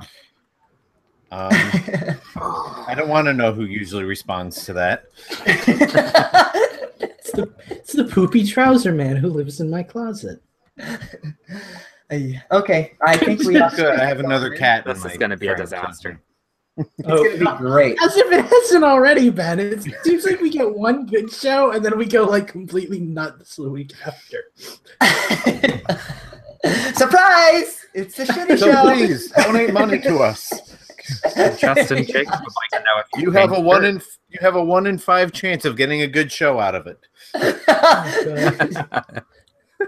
Okay, guys. I'm gonna make a note in my Audacity so we can get started with Nintendo Tunes. Please. Let's see. Control B. And Tunes. Boom. minimize your chats, bitches. Yeah, definitely. Get your chats minimized. All right, guys. Let's get rolling. All right, we're back, y'all. Nintendo Tunes time. It's been a couple weeks since we played this game, but it's gonna be fun times. We've got a full chat. We've Justin. I saw Jacob Taylor asking about my shirt, so I had to show him. Eugene, I don't remember how to play this game. Can you please tell us how? Oh, thank you, Lucas. I will definitely inform you about this game you have never played before. So, An hour into the show. Nintendo Tunes is a fantastic game that was just recently ripped off by the official Nintendo Twitter account, where That was cool. we get to choose a whole bunch of Nintendo songs. This week I've got 10 for y'all, and you guys are going to try and guess which games they came from. I actually have a theme this week. It's not anything exciting. It might be to some people. Justin is getting drunk, so that's his theme. The theme this week is games that appeared on the GameCube, because I've been playing a lot of GameCube games this week for some reason. So, This sucks. Speaking of which, Eugene, remind me to talk about that thing that I got a couple weeks ago and forgot to talk about last week. Yes, definitely. I'll put that in my mental show notes. So, I'm curious. Without further ado, guys, we're gonna get rolling with Nintendo Tunes. If I can find the right folder I saved all my music into, I sure did. Okay, so I'm gonna start with a game that I'm thinking is probably gonna be pretty easy, and then I'll, we'll see how it goes. But yeah, this one should be kind of a giveaway to start with. So let's see how y'all do. Come here, Bagheera. Sorry. All right, starting right now. Oh, I should click on Eugene. Click on Eugene. How's the audio? Do you guys need Wind Waker? A little loud. I was supposed to say that. It's loud, you said? It is loud. Yeah. Yeah, I'll turn it down. Oh, Is this 1,000-Year Door? oh, Okay. is this Ocarina of Time on Ocarina the of disc Time. that we got from Wind Waker or whatever? Not too. Oh, No, it's Four this Swords is Adventure. Four Swords Oh, Adventure. I was about to say that. Damn you! I'm like, what Zelda game have we not? Okay, so on my end, I said it before Steve, but I don't know if like lag made it so that Steve said it I heard you first. for I everyone heard it at else. the same time. I kind of heard you guys at the same time as well, so I was going to give you guys both a point if you guys Can don't we just mind. both get a point? Yeah, I'm yeah. cool with sharing. Can I Anything have to my take down opinion? Justin, I who's was like the gonna say it king of anyway. this. There's my Like obligatory literally, point. I opened my mouth and heard Lucas's words. There's my obligatory Oh, point. If you need me, I'll be playing Minecraft. Hey, this is GameCube. You have a chance this time. Justin is out of his element. We're not going to get any Atari garbage this time. So Actually, I played a lot of GameCube games. So yeah, but see, the thing is, Justin, so did we. So for once, this is an even competition. Okay, Eugene so usually I'm gives us going like to- NES games that nobody's ever heard of. So Yeah, well, Yeah. that's why I came up with this theme. So here is the next game. It's funny. I hope you guys don't have the chat open because No. the chat is totally guessing games that I have for the future of Nintendo Tunes. So chat, keep that in mind. the future Here of is the next tonight's game, Nintendo Tunes, or For tonight's, yeah. All right, here's the next game. I think this one's probably going to be easy as well. We talk about this game quite a bit, so let's find out.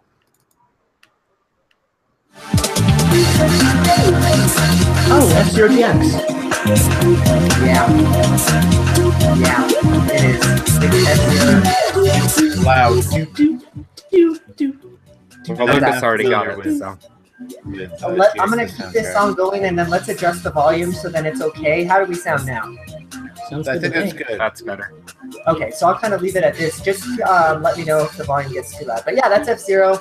I didn't get to play the song I wanted to play. This one. Thanks, Lucas. Is that Firefield? No. That's Blue. either Mute City or Big Mute Blue. City? Big Blue. Like I always get those two confused, but they're like the only two themes that have carried over through every F-Zero. Right. Is that Yeah. the regular Big Blue music, or is that the one from Story Mode? Because it doesn't sound This as is the familiar cover, to me. so I think it's the one that's in story mode, right? Cool. Yeah, I think so. Yeah, I love so- that game so much. Like, but Right. you all know that, so why am I talking about it? Okay, so I am going to pick a game that I think is going to be a little bit harder. So here we go with this one. Good luck, guys. It's not Crystal Chronicles, is it? It's not Crystal Chronicles. Round 3, Heather says. Lucas 2, Steve 1. Yeah, I should be keeping score. It's okay, we got Heather this week. Come on, chat. This one's for Sounds you. familiar. I don't think I've played this. It's a really good game. I love it.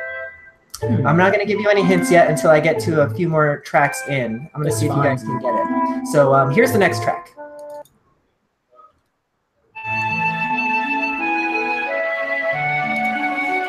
It's not Bait and Ketos, is it? It's not. Oh, it is not. no, I know this. It's the one with the red guy and the two swords. Because I used to listen to this song, but I don't know the name of the game.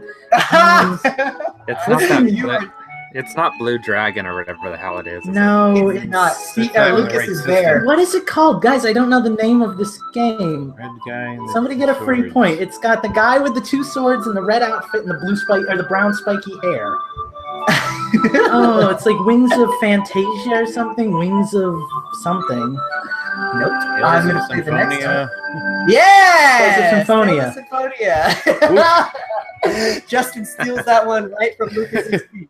I always I'll wanted take the to play point, I that don't game, care. but I never did. I guessed that on a previous episode, so I knew it existed. Phantom got that one pretty much right away in the chat, so good job, Phantom. I love Tales of Symphonia. It's so good. If you guys haven't So- played it, it's a good So we RPG. did officially give both Steve and Lucas a point for Zelda. Yes. Yes. It almost has like a Mario Golf atmosphere to it. Like if you sped Except that a up, that little could be bit the more background music. theremin. Well, yeah, but if you sped that up, that could be like the tune of a Mario Golf level. Sure. Needs All more right. cowbell. Hello, Michael H. in the chat. I don't know that I've seen that name before, but he guessed Tails right as well, so good job. All right, I'm going Mine to... is the only one that counts, though. Yes, Justin does get that point. And Phantom in the chat, I guess. So here's the next game. I don't know that you guys have played this game. It was one of my favorite GameCube games. I'll tell you that, guys, that much. But means I yeah, haven't I'll played start it. giving you guys some hints later on. Let's play the next track, or the first track.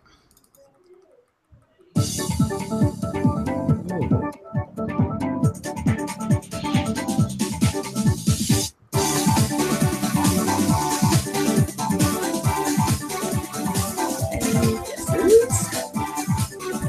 No, I was like, guess it's not. You guys want another track? please. All right, here's the next one. This isn't like Bomberman, is it? It's not Bomberman. Sounds like Sonic R, but I know you wouldn't play that. It's not Sonic R. And Lucas would already know it anyway. I Yeah, will that's a give you good a point. hint. This is a Sega title. Oh, Sounds very Sega. no, Jet Set Radio was never out on the GameCube, was it? No, not that I know of. Crazy Taxi? No. Crazy Taxi. I'm gonna play the Does next this sound like The Offspring or Bad Religion to you? right? Ooh, Heather just got it in the chat. Good job, Heather. What is it? It's not Toe Jam and Earl, is it? That was a GameCube game? That was a Genesis game. I was just thinking Sega. Sega! Well, technically it would be on there because I think it was on one of those collections. I like it. Yeah, I use the collection gimmick all the time to put on games like Sonic CD. So I am going to play the next track, and then I've got one more afterwards. If you guys don't get it from the last track, then you obviously haven't played the game because it's probably the most recognizable. But here's this next one. Next hint. This game was a GameCube launch game. it's not Wave Race. That wasn't even Sega, right? Not Wave Race. I got nothing. Man, I don't know. I don't think I played this. There There have weren't been multiple there only. sequels. I say there weren't that many launch games of any franchise. It's not like Super Monkey Ball, is it? Ah. Is it Super Monkey Is it? Ball? It is. It didn't sound anything like Super Monkey Ball. I picked like all the most obscure tracks. Here's the title screen. You might have gotten it from this one. I mean, that's so No, I wouldn't recognizable to me. I actually really like the music in that, and I don't usually like Monkey Ball. All right.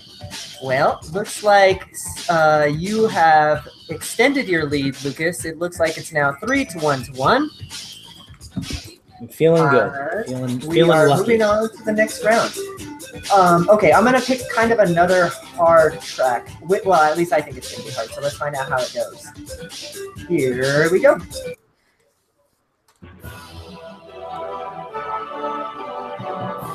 This isn't Fire Emblem. Fire Emblem. Is it? Negative. I like Steve, we're on It the same actually page. sounds like Puzzle Quest.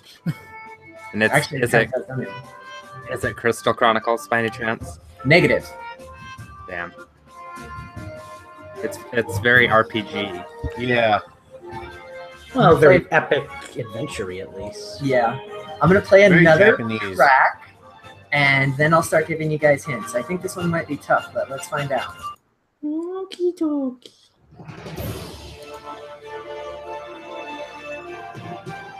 Oh my god, I know this.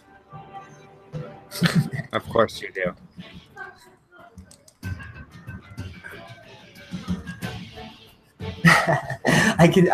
I'm looking just right at your puzzled face, Justin, and it's like amusing me greatly. Do I know this is the question? Because I think the answer is no. I'm opening up my Gamepedia and going through all my GameCube games to see if I can figure this one out. Give me a That hint. feels like right on the verge of cheating without Yeah, actually that's being fun. cheating. Hey, I can only look up games that I already own. Yeah, to be fair, I did the same thing for the Super Nintendo, and I thought it was Super Off-Road, so... You cheating sons of bitches. All right, next track. Oh shit! God, Wow. fucking damn it! I know this.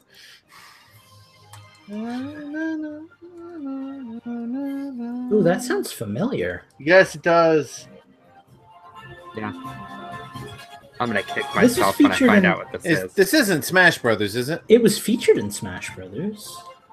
It may have been, but this is not Smash Brothers. Yeah, this was featured in Smash Bros. And it's not Fire Emblem? Nope. Hmm. You guys ready for the next track? This isn't some cheap ass Animal Crossing shit, is it? Where you're pulling stuff. from Yeah, other this is what the soundtracks? Animal Crossing soundtrack sounds like. Here's the next Well, track. no, I'm saying they had all those I know. other games in the Animal Crossing. I really don't want to give you any hints because I think any hint I give you is just going to Soul give it away. Calibur 2. Yes! Really? Wow, I don't think that was in Smash Bros. It sure sounded like it, though. Ugh.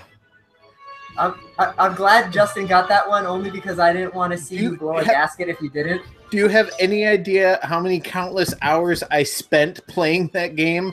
My friend and I used to do five wins per match, and then with the health all the way up to max. So we'd have these like epic 10-minute long battles. Jeez. I would have loved to have played that game if I ever had My the favorite chance. was when we went on the ice platform and we did it knockout only. I love doing that. Oh my god, that's so fun. Okay, all right. Well, I'm glad somebody got that game because that's probably. I was gonna give you hints. I was gonna say it's a fighting game. I mean, but I didn't really know what hints to give you. Yeah, I think maybe if you'd said fighting game, it might have come around to it. But really, it was just looking through.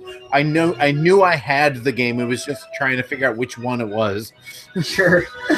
Okay, so we are moving on to round 6. We have the score at Lucas 3, Steve 1, Justin 2. So, Yeah, I don't want to play this game now. oh my god! Why didn't the HD remix come out on the Wii U? I was just gonna say it too. I want an HD remaster of this game with Link on my Switch. Yeah, I do. Make it happen. Okay, let's move on to this next one. This game I think is gonna be really easy. So I picked some what I think are maybe obscure tracks. I don't know. Let's find out. Oh, Pikmin. No, it's Paper Mario Thousand Year Door. God damn, that was But it is the level that reminds me of Pikmin. I was going to say Thousand Year Door, and then he said Pikmin, and then so I just clammed up, figuring he got it. I threw you off, boy. I am a superstar warrior. I give up. I had my one. I give up. You got your 2. I got my 1. Yeah. Yeah, you got 2. Dude, I'm telling you, like, I was a child when the GameCube was a thing. Like, a 2000. You're still a child. I know, isn't it great? Like, I was in like elementary school, I think, when Mario Sunshine was a thing. Like, these are the fond game memories that I have as a kid. See, that's funny because most of my fond game memories come from like high school. Like, so N64 I demolished in because I played all of those games. No, despite my like nerdiness, I was actually fairly active in high school. I didn't have quite as much time for gaming, but like elementary school, that was my jam, boy. Right. Okay, so we are nearing the end of this contest, but it looks like round 7, the score is Lucas 4, Steve 1, and Justin 2. My cat's meowing for some reason. I don't know if you guys can hear that. He's angry. It's okay, we've all had it today. But we're going to move on to this next title. Gosh, I kind of have a feeling that the next couple ones are going to get picked up pretty quickly, but let's find out. Better not drink while you're playing it. Can you guys hear this? No. Yeah, I hear something. Is it Metroid Prime? Oh, that's Star Fox Assault, isn't it? God damn. Like, that's the Titanium multiplayer music, I think? Zonus. Oh, damn. Why did it sound like it was underwater? Because it's Zonus! Yeah, it's Zonus. I was asking the question before the answer came out. Oh. So apparently this, whatever soundtrack you're taking this from, couldn't remove the atmospheric background noise. I guess. No, it was just because Eugene was getting all funky monkey on us for a minute. And it was back to normal again. All right. I thought maybe I would be able to pull a track that would take a little bit of time, but clearly not. Not for Lucas. So let me get this. I'm having fun tonight. I'm having a wonderful time. To give Lucas another point. Yeah. I'm pretty sure this is going to be another one of the quick ones, so get your fucking buzzers ready, y'all.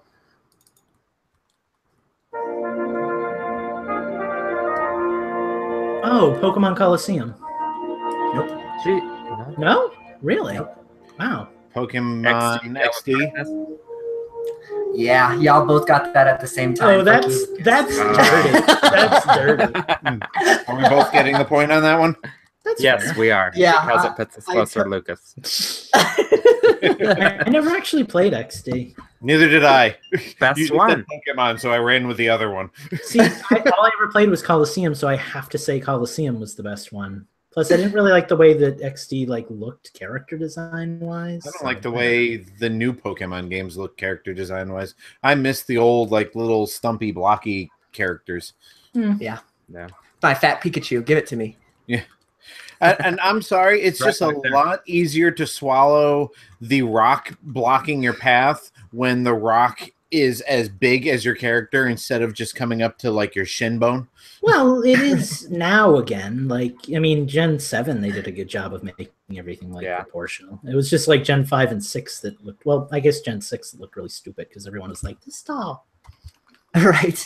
I'm sorry, I'm still on the high of actually doing well here. You gotta forget. Shit. Well, we're gonna give that point to both Steve and Justin. So we're gonna move on to the next round. Again, I think that these last couple are gonna be pretty quick. So be ready, y'all. So here is the next track.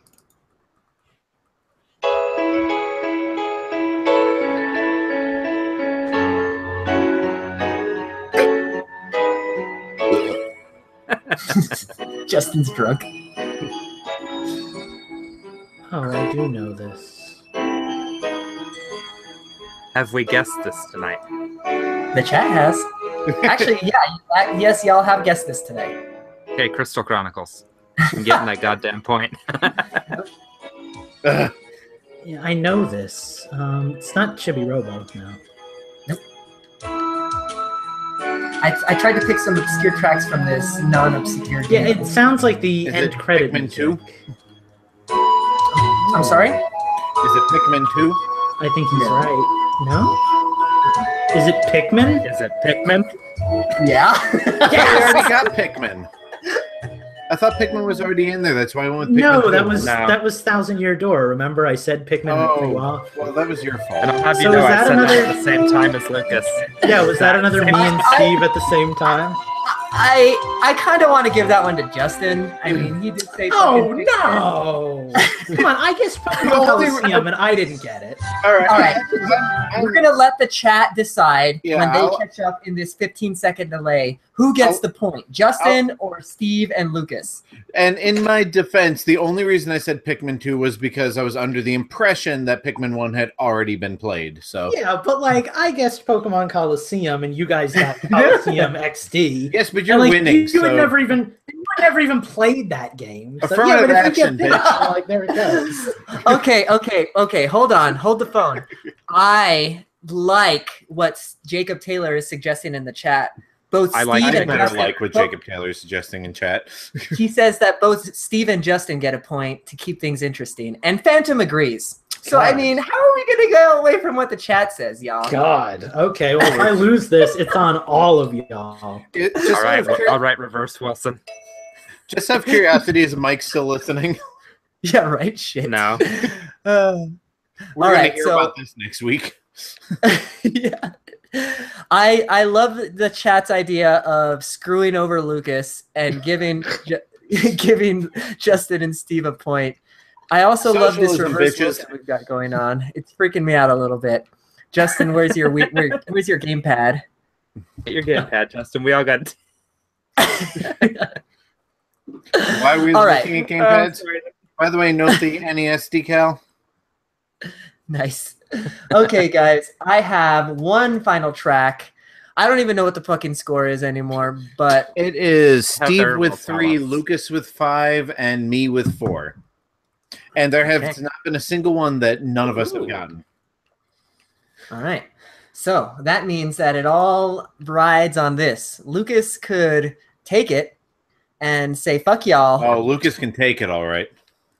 Justin can take it, and then I have to dig into YouTube and find a tiebreaker game.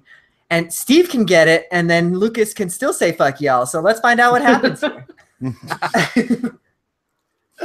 Donkey Oh, Kong by the way- Jungle Beat. By the way, I fucking hate this game. Sonic Adventure 2. Sonic Battle. Adventure 1. Oh, grabbed by the ghoulies or something? That's not a Nintendo game. I've heard this before. Final Fantasy Crystal Chronicles. No, I actually like that game. Oh. Star Fox Adventures Oh, no, I know this. sounded very rare, so. I'm going to need another track. I'll give you another track, my friend. Kirby Air Ride. Fuck! He sure is. As soon as I heard that, like, Everyone wanted me to fail. I'm not the hero you all want, but I'm the hero you damn well need. Why did you Yeah, pick? If you didn't want Lucas to win, why did you pick a Kirby? I was honestly expecting Sonic Adventure 2 the entire time, dude. I'm a little disappointed that you didn't go with the obvious. Well, I mean, you're literally the only one on this show that would stand a chance with that, I feel, so. Maybe. I don't know if anybody Right, can y'all. see that, but Looks Okay, like... well, I'm going back to the group chat now. I have some people that I have to hate for the rest of my life. So, Nintendo has concluded, and wasn't too bad. I thought it was pretty fun. Everybody got some points. Nobody got missed any tracks. So, all in all, I think it was a good Nintendo's. And Lucas, you have any? You want to take your championship run or anything like that? You didn't want to take your shirt off for the audience? I don't know. What do you need? I feel like I need to be that guy in like the wrestling matches who's just like, you didn't want it, but it happened anyway. that sounds wrong on so many levels. His name is Mike. Yeah. All right. Well, Lucas, you are the GameCube master. So congratulations. We are going to take a little break here, though, and catch our bearings. I gotta pee, and we'll be back with Infendo Change the System. It's going to be an interesting one. Don't miss it. Like, seriously, it's actually going to be really interesting. Yeah. Really interesting. Like, if you thought this was a swapping of roles, wait until you hear what we have for you and Change the System. Yeah, no, He's not lying. Right? He's really not lying. All right, y'all. I'll be right back. I got to use the restroom, and then we'll get going. Okay, so Justin, don't go anywhere. God damn you. There he goes. Did I not Why just is everybody go anywhere?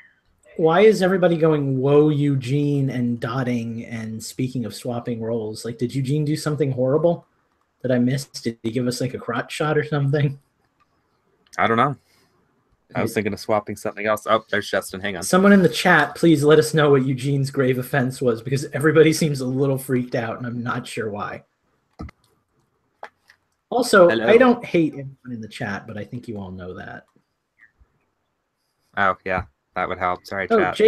Jacob, you Steve don't doesn't need, know how this shit works. Jacob, you don't need my help anymore. We actually think we figured out a way to make it work, so you can just join in on some Minecraft goodness, I hope.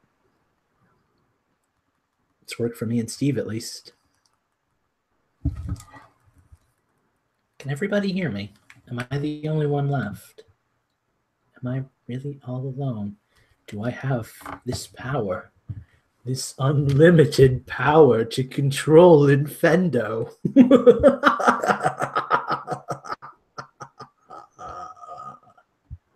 I honestly have no idea what to say without anybody here to talk to.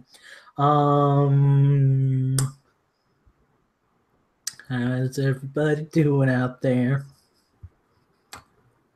I still don't have Splatoon 2. Waiting to see if I get it for my birthday, because that's next month. And like Justin said, I am a child. I'm probably going to get Fate Extalo, though, because I want that. I like those games. Everybody doing good? Everybody having a great time? Oh, thank you for the nice evil laugh. I feel like one of those weird people who just like sets up a cam all day and just like has people watch them while they go about their daily business. It's honestly kind of weird. Like, now that I'm here and I'm all alone, I have no idea how people could do that all day. Yeah, rant time. Geez.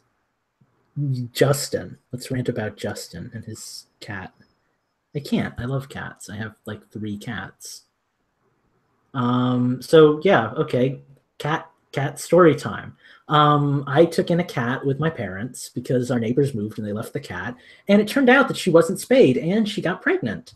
So then we really took her in and we let her live in the house instead of just like feeding her, and she had 6 kittens. So we put off a bunch of the kittens and we gave them to like friends and family and stuff, and we kept 2 of them. So I have the little white one named Silva. Her sister Ryoko lives next door.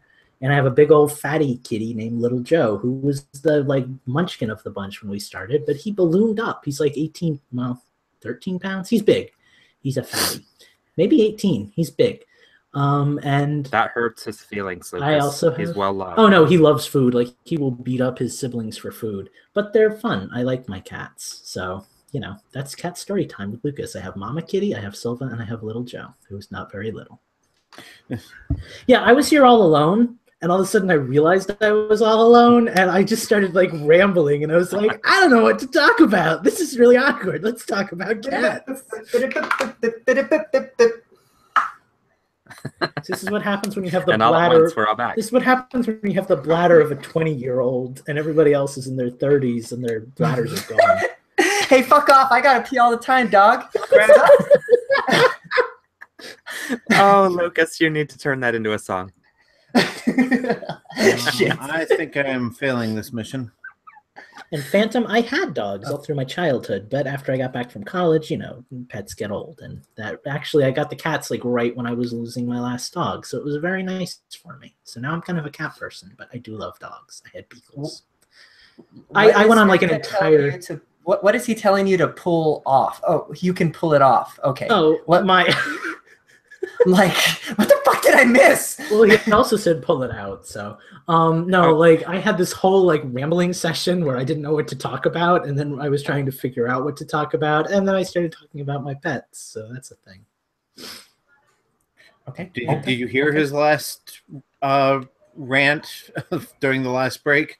Because that was just a gem. Right? No, I missed you that hear too. What you missed during the break, Justin. Oh God, wait until you go back to like I went offline to go to the bathroom and ended up sitting here for like 3 minutes listening to him. Like, I hope you're not sick of Donald Trump, like literally no one in the world is, because I just threw out a bunch of stuff. Oh my God. That's amazing. Okay, well, y'all ready to talk about some video games? I don't know. After this, I might just start my own vlog. But I know, right? Oh my Lucas goodness. Neal says you need a plushie collection like I've got. I have like 2 or 3, but nothing that interesting. I have a Deadpool and a Pumpkaboo and a Mizutsune and the Splatoon kid. But I was going to say, no idea got what you at least just one said. Monster Hunter monster. You don't know what a Mizutsune is? he's Dude. never played. I don't even, what did I never play? Change the system. Monster Hunter. Oh, okay. All right, y'all. Let's get rolling. Fucking my cat's going nuts. I hear it. It's adorable. Yeah. Meow. Well, my girlfriend is outside with the dogs right now, and the cat is like has to be around somebody at all times, or he's freaking Why out. do I that's think like this is- Akira. Why do I think this is going to have a cat pun themed title? Like episode 402. Pause off to you, kid, or something horrible like That's the that. list you got. Press start to pause. Yeah. There you go.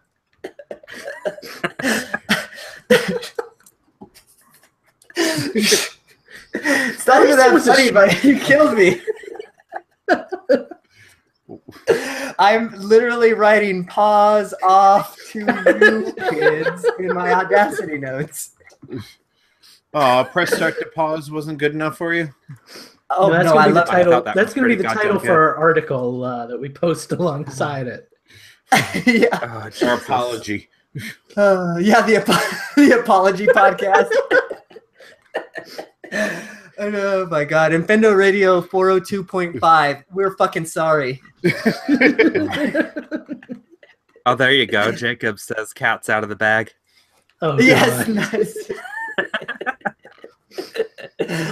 Oh, Oh God! Okay. All right, guys, let's fucking get started with this shit. Hello, we're fucking back talking about cats and shit.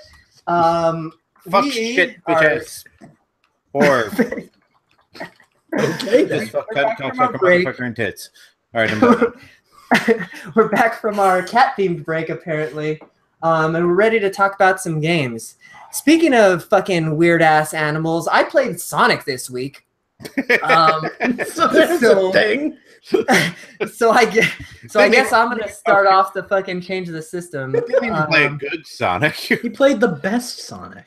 I was gonna say I played the best Sonic that there was. So after reading Lucas's list, by the way, if you guys haven't gone on to Infendo.com lately, there's actually some content on there, and it's not all ads, so go take a look. Lucas had, I believe it was your number 2 game on your list, right, It Lucas? was. Yep. So I told myself, I was like, look, if I'm going to be shitting all over Sonic games, I at least have to be able to speak to it, right? So I know I played Sonic 1, 2, and 3. I played all those Genesis games, hated them, but like this is something that I definitely haven't played before. I've never played a 3D Sonic game, so this is different for me. Really? And look, it's gotten such high praise from Lucas that I figured I ought to give it a go. So what do you guys want to know about my fucking Sonic experience? Why? Well, clearly, I know you just said why, but why? Did you escape from the city? God damn it. I sure fucking did, Lucas. This game of tag is getting really lame. I don't remember what Yeah, there we go. Like all kinds of bullshit. Can I also chime in on this? Because I feel like this is kind of a tag team thing here. Please. I just want to say, like, Eugene was tweeting or texting us, like, as he was playing, and he was, like, quoting the lyrics to City Escape, and, like, this game of tag is boring. I'm out of here. And, like, I loved, like, I had a moment where I was just like, I know he hates this game. I know he's going to hate this game. But, like, first of all, for you to play it is really cool because, you know, I like to objectively view the things that I plan to shit all over too. So, you know. Sure. And second, like, just it's fun to be able to share this moment of cheesy gaming history with you finally after all these years. So I'm very excited. Tell you, Lucas, and I told you this pre-show. I didn't hate it. Like I didn't like it. I'm not gonna sit here and like fucking say that this is the best game ever because I don't think it is. Or even the second best. But I didn't hate it. I didn't hate it. But let me kind of go off of my notes that I took. So I took some notes, and I'd like y'all to share in my note-taking experience. My first note that I took was dat music, because that fucking music in the opening like level is just like too much, and it doesn't disappoint from there either. It just gets better, like with each fucking level seemingly. So yeah, that was my first note that I wrote in my notepad. Dat music. The next note that I wrote was, and I mean, I gotta say, it still kind of hasn't really gotten any better throughout the game, but the poor controls for the snowboard opening section, man, it's rough. It is rough. Like it just doesn't really. I feel like okay. I feel like when I'm pushing left, it like takes a second for it to go left, and at the same time it's not going in the right direction of left that I want it to go to, if that makes sense. Like it just the controls just feel floaty. The right direction of left? Yeah, well, fucking yeah. And I'm not fucking with you on this because that's how I felt. Like, so yeah, so there's that fucking note for you. The next thing I wrote in here was that I didn't enjoy that. And I know it's a Sonic game, so it's not all about the exploration, but I didn't enjoy that there was like limited mobility. Like you see stairs, but you can't go up the stairs. There's invisible walls all over the place. And that really kind of took me out of the experience because I know Sonic games aren't like Mario games, but I want to play a Sonic game like a Mario game where I'm sitting, taking the time and exploring the whole level. And I know that I know that's my own fault, but you know, that's how I felt. It's your playthrough. Yeah, sure. So that fucking boss fight with I don't remember what the boss was called. It was after the fucking truck called Gun. Yeah, there was like this. It was the gun robot fight. I forget his name too, but it's one of those like not heavy dog, but something like that. Something equally absurdist. So that it wasn't a hard fight, but it was just fucking bullshit. Like the hitbox on that mech is so tiny that it's so hard to hit because you have to. So what you have to do is you have to jump up and use your dash attack and then hit the mech in the cockpit. And you can only hit the mech in the cockpit when the mech is like crouching. And the mech only fucking crouches like for 2 fucking seconds and then it takes off and flies. So can I tell you something? I've put like 400 hours into this game over the course of my lifetime, and like I've gotten to the point where I can just skim through and hit him in midair like 4 times before he lands, and like the boss takes like 20 seconds. But no, it's a freaking like Dreamcast era Sonic game. It has so many control issues, so many camera issues. It is cheesy. It is an absurd, horrifying experience I feel like for anybody playing it for the first time. That being said, it is still easily on my top 2, like no doubts. But well, before I move on from my Sonic adventure, I want to just relay the last note, and I think the most important note on my notepad. What the fuck are these little creatures in the Chow Garden or whatever? And what the fuck do you even do in this fucking Chow Garden? You don't know what chows are? You put them on your visual memory unit and carry it around with you like a Tamagotchi. It's like a little pet simulator thing. Like that was actually one of the most favorite things about old Sonic games. Like you collect items. I thought they were KO. Oh God, I hate you. But I think Lewis actually said that he even incorporated that into like Twisted Fusion because he liked it so much. But you collect those little colored drives and animals from like the robots that you kill in the stages. Then you give those to them, and it's like a mini game. You can feed them to them, and it increases their speed and their stamina and crap like that, and just race them, play karate with them. Well, dude, great. Well, after I beat the first fucking level, there was no instruction on what to do, and if there was, I missed it. But I was wandering around the fucking Chow Garden for fucking. I'm not fucking with you for like 20 minutes. Can I just point out that I have never heard Eugene swear this much in well, like the year or two that I've known him, let alone in a matter of 5 minutes. Well, I'm telling you, man, I was picking up the chows, taking them to the little machine, and it says like something can't do this fucking chow. All right, let me go get the fucking rabbit then. I don't know. And all you have to do is walk out the fucking door to go to the next level. Yeah. That's about the time I put Sonic down for the first time. Oh my god. Took a break. So let me say that I find it amazing because most people I know have played this game and either have fond memories of it or absolutely hate it and think it's like the point where Sonic died. But I find it amazing getting to talk to somebody who's playing a game that is this old and has this many, like from a modern standpoint, just game design flaws. Like you, because like everybody has played this game and the people that haven't are probably never going to. But it's so cool to see you play a game that, when it came out, all this stuff was relatively normal for games like this. And to be now fair, it's like, you expect stuff.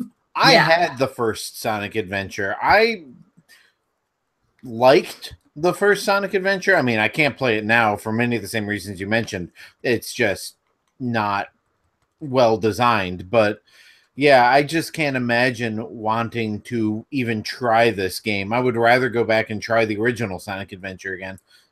Well, and that has Big the Cat. I feel like your experience with this game is kind of like my experience when I go back and I try to play like a really old school Atari game, and I'm just like, I don't know why this is a thing. Like, I don't think I'm ever you're because you're going into it like with such a fresh mind that it's honestly very interesting to hear. Like I know that you're not going to like it, even if you did like it. I know you wouldn't like it because it's Sonic. But the fact that like you can find all of these things that I don't even think about because I just dismissed it as this game came out in like the mid '90s, of course. But that's honestly actually. And cool. Like I said, like I've said previously, like there are redeeming qualities in this game, right? So like I went back and replayed the original or the first level a couple of times, minus the shitty ass mech fight. But I found myself after multiple playthroughs able to not have to really like I wasn't exploring the whole levels anymore because I knew where the stuff was, and then because I knew where the stuff was, where all the rings were and everything, I was able to just kind of play Sonic like I feel like it was probably intended to be played, right? Just push down and go and run and collect all the rings and do it as fast as you can. But at the same time, that's part of the reason why I didn't like Sonic on the Genesis, right? Because I was used to Mario, where there's a big world to explore, right? But with Sonic, you're not really meant to do that. So I don't know, different strokes, different folks. Yeah, that's the thing that always threw me about Sonic games is whereas Mario, when you get lost, it's intentional. You're looking for stuff. With Sonic, you're just trying to get from point A to point B as quickly as possible, and you accidentally find yourself in other places, and like the navigating the world in Sonic games has never clicked with me for that reason. I think when they do it on a linear path, then it's fine. I love the sense of speed, but then when it's linear, it's not fun. Sure. Yeah, I think that if I had to point out like the biggest fault of the series, it would probably be that so much of the games are based on memorization. Like you're not going to get through the first level every time and succeed purely because you're moving so fast and there's so many traps and there's so many like unfair elements to it. It's not like a Mario game where you can just do well and do good. You know, it comes down to repetition. And that is a big fault of the series. I just know that for me, this was like little 10-year-old or however old I was boy who had only ever played Nintendo games, finally getting to play a Sonic game for the first time. And that was the first game. And like, it just blew my mind because it was like a completely different experience from anything I've ever played before. And let me jump in on that point because that's actually part. So I don't know if anybody's seen all of our lists. Go take a look at Infendo.com. That's actually the number one reason why Illusion of Gaia is my favorite game of all time. Not because it's talk about a lot. Yes, and you know it's not the best game of all time. I can definitely recognize that. People go back today and they're gonna find flaws. There are flaws in that game, but like the big epic story that game presented for the time and for me, that was really like the first time I had ever experienced something like that. You know, so the nostalgia factor for me is really great with that game, and it's always gonna be that way. You know, so yeah. Is that all you played? Beyond Sonic, no, I played quite a bit of games this week. Mainly, I was playing Zelda, so I don't really want to talk about Breath of the Wild quest. Mainly because I don't want you to know how far I am in my Breath of the Wild quest. I do want to know. Like, I don't want to play Breath of the Wild, but like you're forcing me to because I don't know how far you are. Okay, let me tell you this. I have way more Koroks than I have shrines because I'm actually finding that hunt to be enjoyable. I have 150 Koroks, but I have only 30 shrines. So okay, so I've got some time before I have to jump back in. I've never master mode that you're playing it on. Yes. Okay. I have never even started found master mode, I've never found the Korok mask. I've done all the shrines in master mode. I don't know where it is. The Korok mask is bullshit. It's bullshit. Let me just tell you how to get it. Yeah, please do, because I'm tired of it. I found it by accident while searching for the Phantom Zelda armor. Like, it's the only thing I can't find. So you go into the Lost Woods, and then so you know how there's like a midpoint, there's like a checkpoint kind of where there's the two torches and then like if you were to get lost, that's where you would start again, right? So from there, you just walk south, and seemingly you just have to get lucky and fucking find be able to walk south far enough to where you can get the chest, because sometimes you'll walk south and you'll disappear and then you'll go back. Apparently you're supposed to hug like the right side of the area, like kind of hug the water area and then move south, and then you're supposedly supposed to last longer. It sounds like Steve has the definitive way to get the Korok mask, so please help a brother out. Let me just say, if you have your Sheikah sensor set to damn it, that's brilliant. Like I found it in seconds. Like, okay, so you're going, Lucas. You remember how I told you were going about it the wrong direction? Yeah, because I was looking at all the Korok shrines. So the way I did it, you warp to the Master Sword, you turn on your Sheikah sensor to chests, and you walk out of that forest, whatever it is, into the Lost Woods. You'll find 2 chests before you hit it, and the next chest it finds, I think, is going to be the Korok mask. Yeah. Huh. That's the thing. And see, I think part of the reason why I've had so much trouble with it maybe then is... And use Magnesis to see the chest. That's what I tried. Yes. I ran all around the forest with Magnesis because I thought I could find it. But I don't use the sensor. Yeah, because it's the only metal chest in the forest. All the other ones are stone. I don't use the sensor for anything when I play that game. Like, I don't use the sensor for shrine hunting. I don't use the sensor for finding monsters and bugs and stuff. So, like, I didn't even think to check for chests, you know? Yeah, use the sensor, use Magnesis. I found 2 other metal chests in front of it. but it was the third chest I found. But you've got to warp to the shrine where the sword is and walk backwards into the wasp. Lucas, apparently you and I are the only ones that have any trouble with this, because everybody in the chat's saying it's fucking easy. And so. I did it the other way, I think Steve. what we're finding... I actually did it the other way. I went to the tower outside the Lost Woods, started at the beginning of the Lost Woods, and like Eugene said, you reach that halfway point and basically turn around and follow the sensor. I think what we're also seeing, Eugene, is you also kind of don't play with the sensor, right? No, I don't actually. Yeah. Yeah, and I don't either. So maybe that's part of the reason, because I didn't even think to activate it. And I'm sure there are people in the people in the chat who are going to say that they found the chest without, the sensor, but obviously it helps. And I didn't even remember that you could search for treasure chests. Yeah, that's how I found all of the DLC ones. Honestly, I just went. Yeah. I just went to the general vicinity and turned on the sensor. Found hundreds of things that I didn't need, but eventually found all the costumes.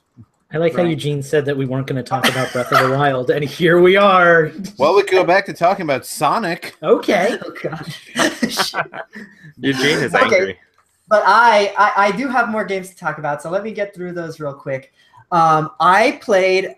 I don't really talk about it very often on this show because it kind of sounds elitist of me to say, but I play a lot of VR games. But I do want to talk about this VR game that I have been playing because it's scratched an itch that I've needed scratching. So I've been playing Lucky's Tale. I've been playing Lucky's Tale, which actually just recently came out or is soon to come out on the Xbox, I believe, in a non-VR form. But it's basically like Banjo-Kazooie or like your Mario title. It's like a platformer. And I've been itching to play a platformer for a long time. And I've been waiting for Yooka-Laylee and waiting for Yooka-Laylee and waiting for Yooka-Laylee. So I was like, well, I got this game for free a long time ago with my Oculus Touch. Let's see what it's all about. And I'm actually really enjoying it. There's nothing really special about it. It's your basic platformer. You can do a double jump. You can spin around and hit enemies with your tail. All the standard type of stuff. But what's cool about it is that it's almost so the way it's played. You're kind of looking into like a diorama of the game, right? And you moving your head is, moving the camera. So what's really cool about it, at least I found, is the way that they're hiding the secrets are you actually have to like physically move your head around and you kind of see like these gems, right? They kind of have like a faint outline. And as you get closer, you move your character closer and you move your physical camera closer. You see, oh yeah, there's like an outline of this gem that you can barely see, and sure enough, there's like 3 of them here, and I can go get them. So that's been kind of a cool experience, kind of a gimmick, I guess you can say, for the VR aspect of it. But I'm finding it really cool. I've just been. It came at the right time, right? So I've been kind of trying to weed myself off of playing Breath of the Wild as much as I have been, because since I've been into Master Mode, I've put easily another 40 hours into the game. So I feel like I need to kind of give other games a chance. And I'm glad I picked this game up. That being said, I don't know that I'll end up finishing it because, again, it is kind of just your generic 3D platformer. There's not really much special about it, so there's not really much grabbing my attention. Like for example, like with Banjo-Kazooie, the thing that kept me playing that game was like the characters and like the writing and stuff like that, but there's not really much of that to be seen in Lucky's Tale. So yeah, it's a good diversion. I played it for a couple of hours the other day, so that was pretty fun. Other than that, I did get Splatoon 2. Literally only got past like the tutorial. I played the first level in the single player, which is actually I'm enjoying the single player. It's a lot like Splatoon 1 single player, but it seems a little bit more robust in the story aspect, which I'm enjoying.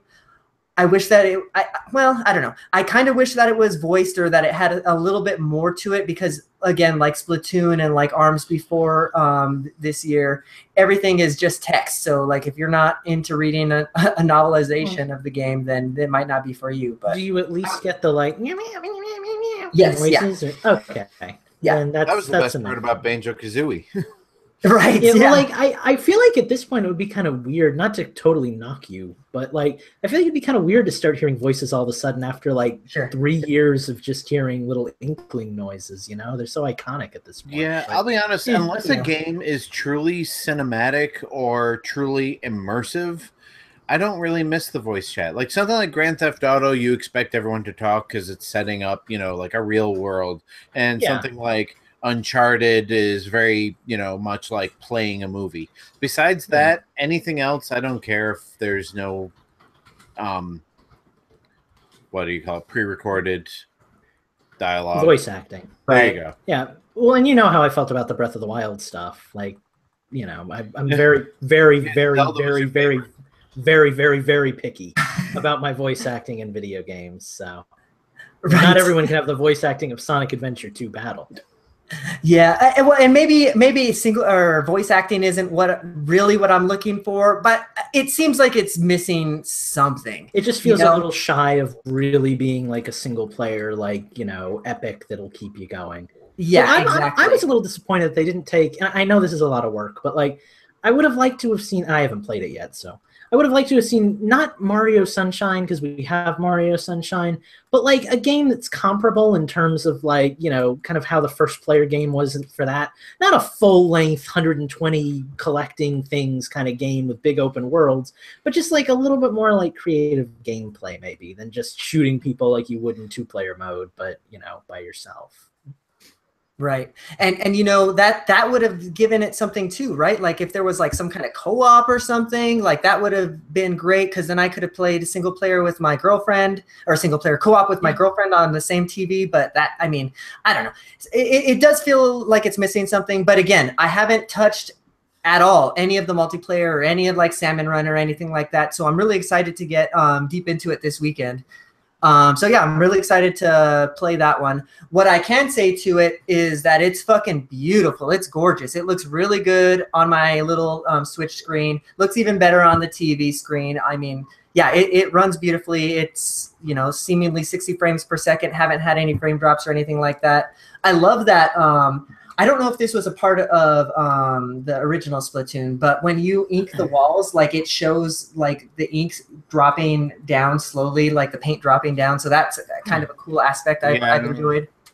I don't think the first one did it because my kid's been playing a lot of Splatoon lately, and I've never seen that. I think I remember it, but it was very subtle. Like it would just kind of like drip a little. It didn't, It was like an animated texture, though, yeah, not so much of an actual. Yeah, it wasn't like physics-based ink. Like, right. So yeah, it's really cool. I'm liking it. I'm excited to play more of it. But yeah, that's really all I've been playing. I did play Battlegrounds as I always do, but nothing interesting there. No more chicken dinners for me. So. All right, who wants to hit it up next? Well, I guess. I mean, Justin, you want to take it? Rock, paper, scissors? No, you can take it, Justin. It's cool. Yeah, go ahead. I've really only been playing one game.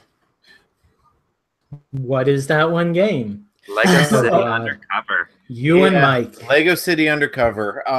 Was it because of Mike that you picked it up again? Partially because Mike has been playing it. And, again, ever since I finished Breath of the Wild and kind of been fizzling, just kind of slow burning my way through finding stuff in it, I've been looking for other open world games. Mike started playing this. I'm like, I should pull that out again. And when we were doing our personal top list of games of all time, this ended up on it because it's the most original Lego game out there, and it's fun and funny, and there's just, for as much as like I have 79.4% completion on this game, and it just feels like there's still tons left to do. And to be fair, like a lot of that is still like kind of Breath of the Wild sort of things. There are no more missions. It's just searching the world and finding those little corners and everything like that. But I needed something big and distracting, and Lego City has filled my void. Go ahead, Lucas. You want to. Well, I actually want to ask a question and keep our podcast respectable. Keep it for that. Doesn't have to be respectable in the first place. Okay, continuing with the theme of the night, I'll make our podcast great again. But no, I'm actually curious about this because I've only ever picked up the Lego games that had a gimmick that appealed to me. Like during the big Marvel movie phase, when there were a lot of big Marvel movies coming out, I picked up the whatever the Marvel Lego game was. Well, there have been two. There was Lego Marvel Superheroes, which was not movie based, and then there was one Lego Marvel Avengers, which actually followed the plots of most of the Phase 1 and 2 games. I don't know. I played one of those. My point being that the movie-based one used a lot of actual dialogue recording from the movies. So I don't think it was the movie-based one then, because this was all centered around like Loki stealing golden bricks or something. Yeah, that was the first. Anyway, my point being that the few Lego games that I've played have all felt very similar, very grindy, very go from level to level, and just not fun to play. Like, you just have to go and collect a bunch of bricks and get to the end and activate like a switch or a gear or a doohickey that only a certain type of character can open. Right. And that's the game. Like, even the Lego Jurassic World one was kind of like that, which I thought was kind of disappointing because, you know, it was Jurassic World. Like, that could be cool. Is this one less like that? Yes. Because I wouldn't mind trying it at some point, but I am so diametrically opposed to playing Lego games. I am like to Lego games what Eugene is to Sonic games, basically. I've just given up on them, and I think they're all kind of trash. Like, the Lego games are very samey. I mean, if you played one, at least the licensed ones, if you played one, you've played them all. They all have different gimmicks to their gameplay, but the gameplay is all the same.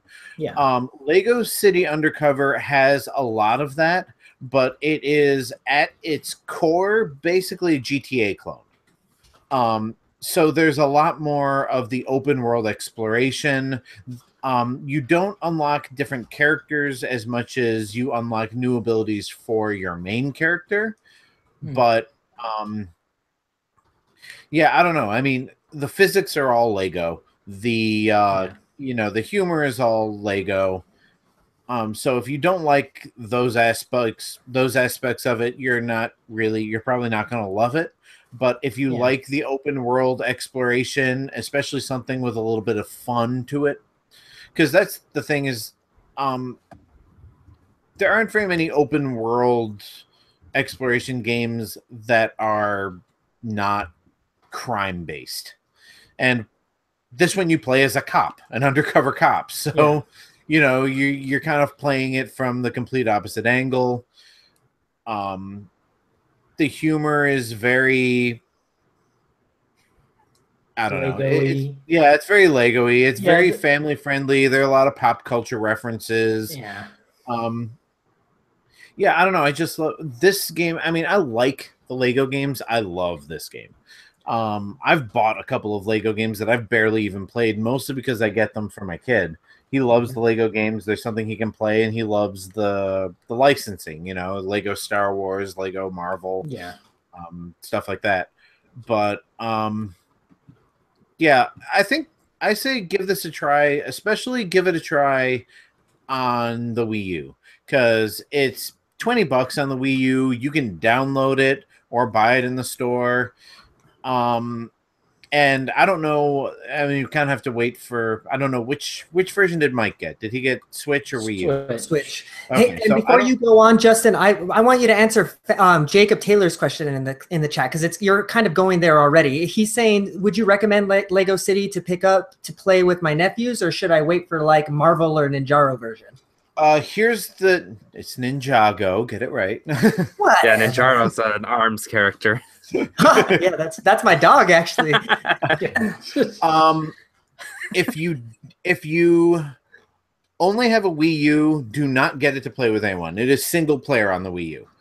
I'm sure he'll have lots of fun with it by himself, or you will have lots of fun with it by yourself. But on the Wii U, it is single player. On all of its re-releases, it has a multiplayer aspect, which, having never played them, cannot speak for.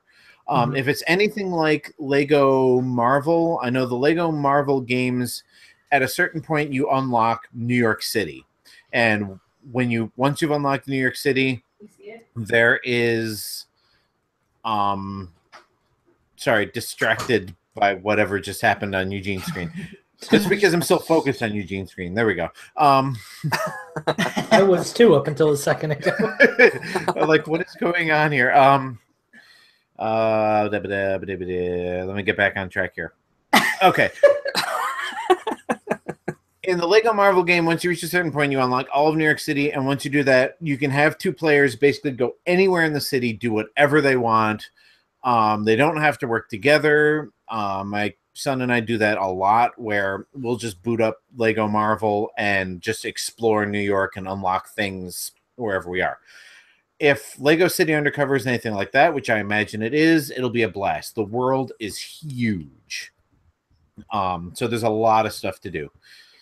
But again, I cannot speak for the multiplayer on Switch or Xbox One or PS4 because I haven't played it. But based on my experience, it should be a fun game if it works the same way as Lego Marvel. Great.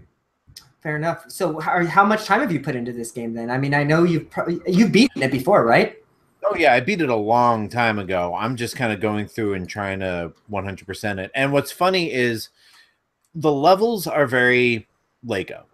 Like, there's a story progression, and each like part of the story goes into a very Lego-like world where you're looking at it from a fixed perspective. Then you go to this section and you need a certain ability to solve this puzzle and move on to the next room, and then you fight the bad guys. I mean, that's all very familiar to anyone who's ever played a Lego game. And there's a lot of stuff I need to unlock in those things. I haven't been doing it because the world is so huge and there's so many little nooks and crannies to explore that I just basically just run around the city and do stuff there. Right. So I have no idea how many hours I've put into it. There is no hour counter that I found in game. I'd have to go out into the main menu and add up all my hours from all the months and years that I've been playing it. I got it shortly after I got my Wii U, which was shortly after launch. So I've had this game for a good long time. If there is a second place for the game that I have put the most hours into, it's probably this. Right. Fair enough. Well, have you played anything else this week that you care to discuss? I don't think so. I played a little bit of Breath of the Wild and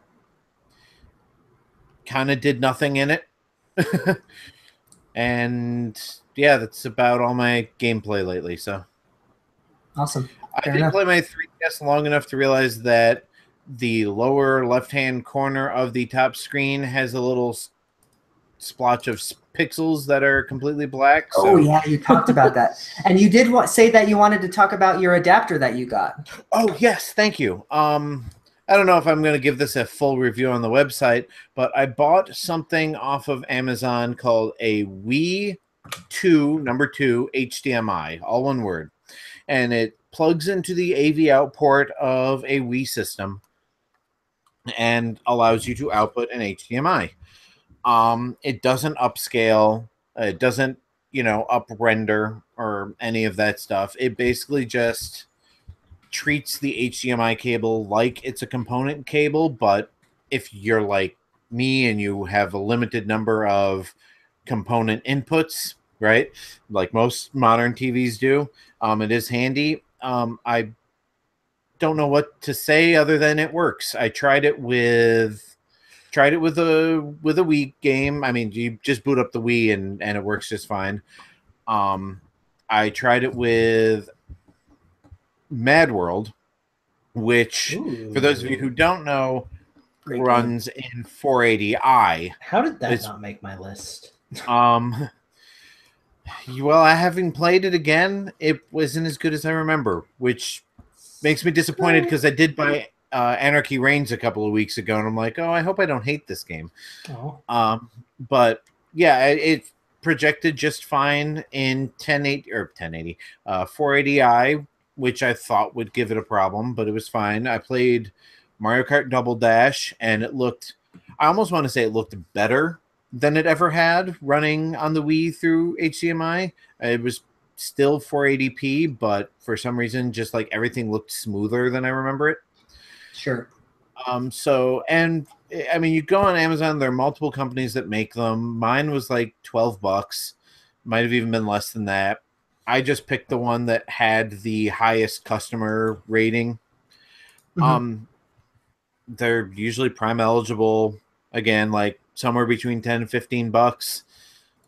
And yeah, if you've got a shortage of component video inputs, or you just want the convenience of an HDMI switch, pick it up. It's worthwhile. It works.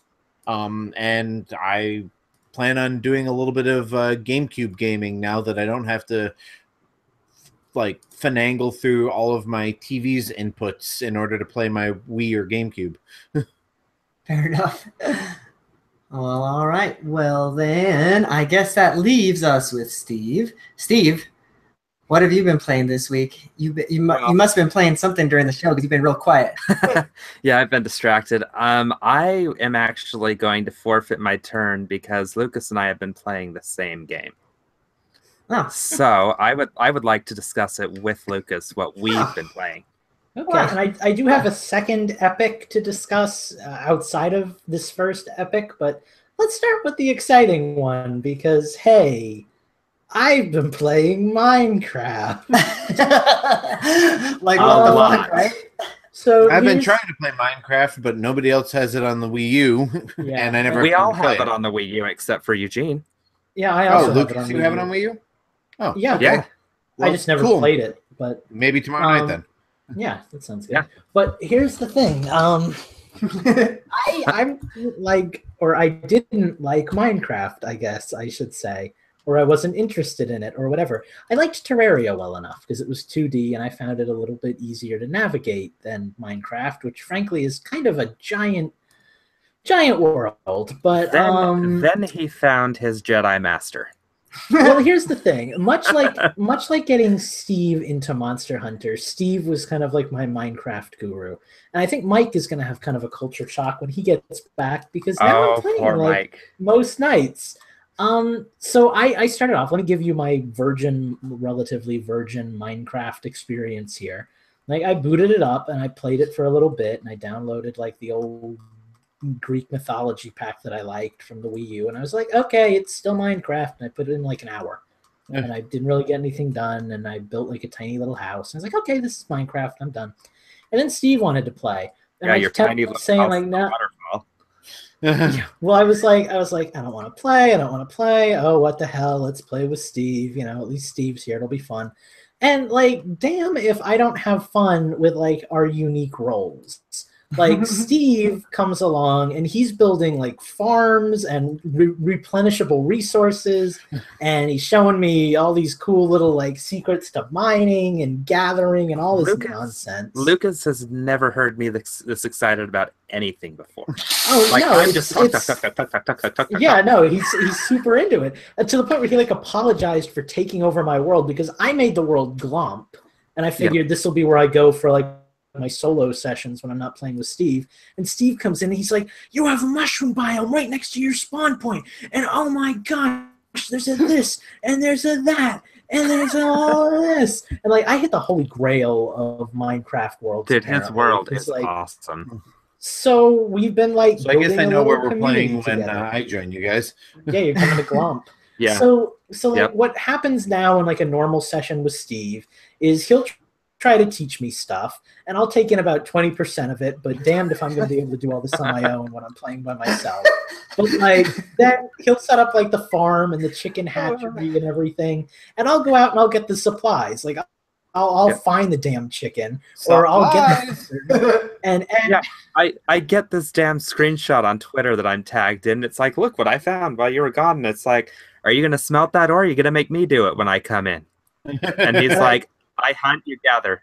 I told him I do the hunting and he does literally everything else. Oh, and I made I made a bunch of dark spots in the house underneath where I was finding like gravel or whatever to turn into, or to, because every now and then when you mine gravel, you get that thing that I need to make arrows, which is not coal, but flint. And I mined a bunch of gravel and I got a bunch of flint, and then I walk into my house and a creeper comes by and blows up half the house. So have fun with that tonight. Luckily nothing of value was lost. Did it get the chicken hatchery coop? is okay. No, he didn't. He was right next to it.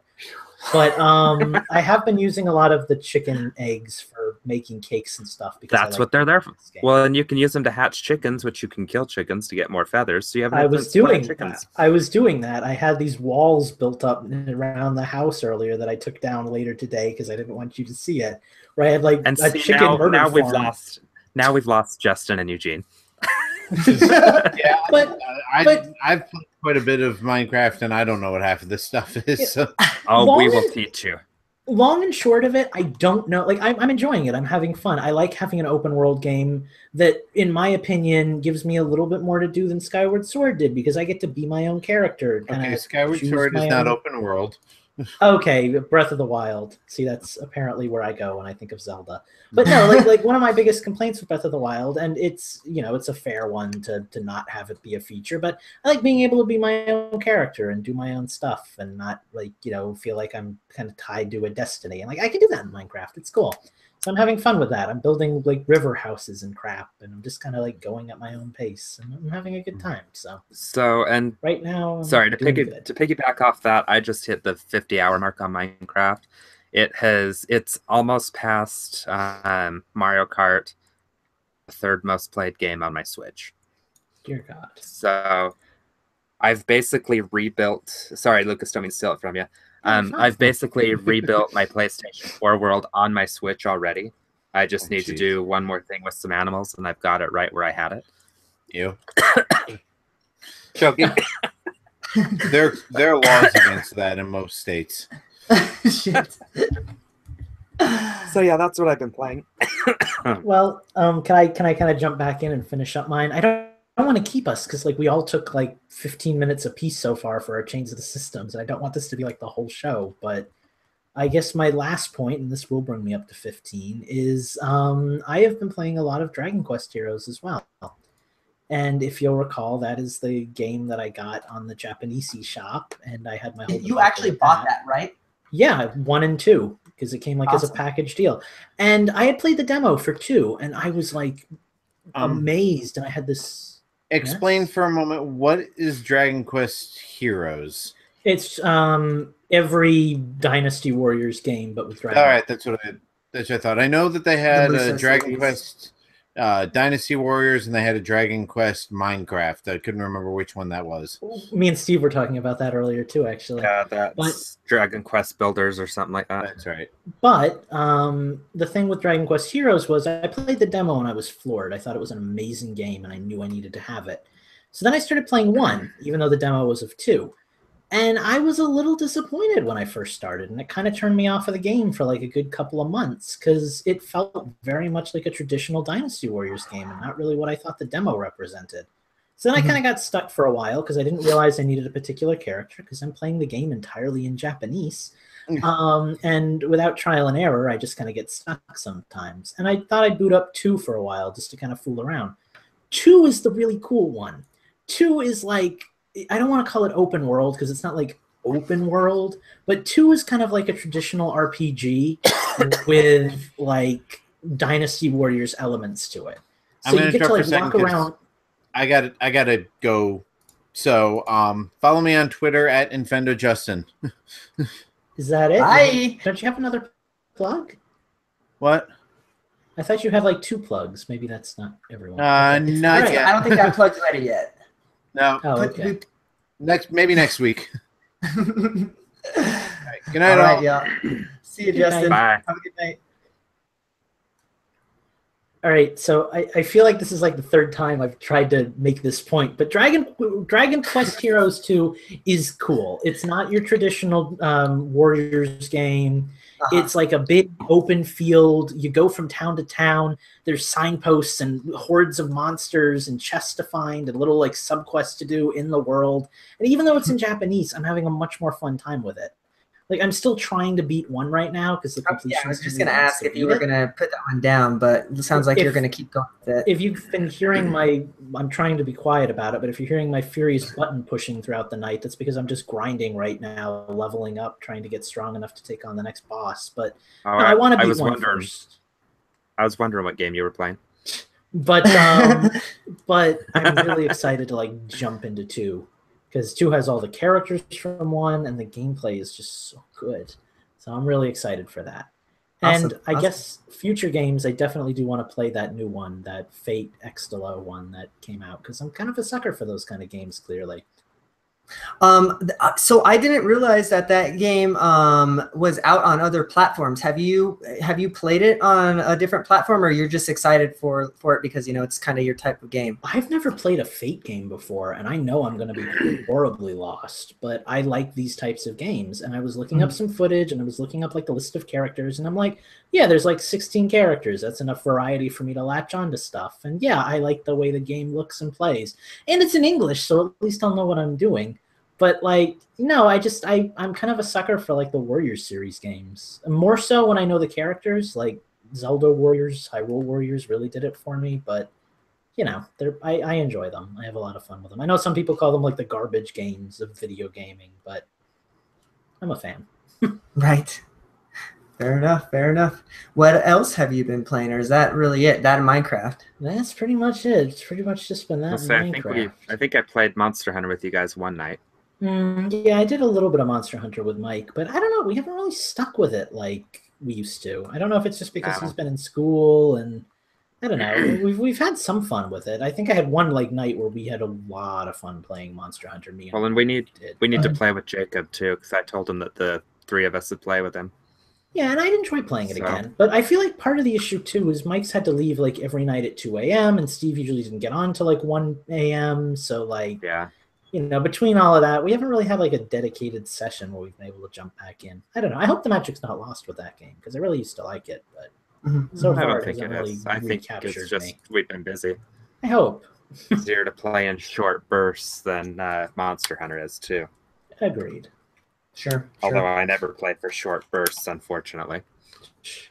Well, I guess I'll pass it over to you, Steve. Did you have anything else besides Minecraft? No, that's literally all I have played this week. I've been eating, drinking, and sleeping Minecraft all week long. I'm heavily addicted to it again, which is awesome. Nice. So well, the only other thing that I wanted to talk about. Sorry, Steve. I didn't mean to interrupt you there. Oh, it's okay. I was just going to say, I think that Minecraft is actually going to wind up being the most played game that I own on Switch. I can see that. Well, it seems like it's probably like your most played game, period. Like you have it on like every platform. Yeah, I mean, well, yeah, and I've got all the DLC for it this time because I'm waiting for the Better Together update, and then I'll have it on every platform type deal.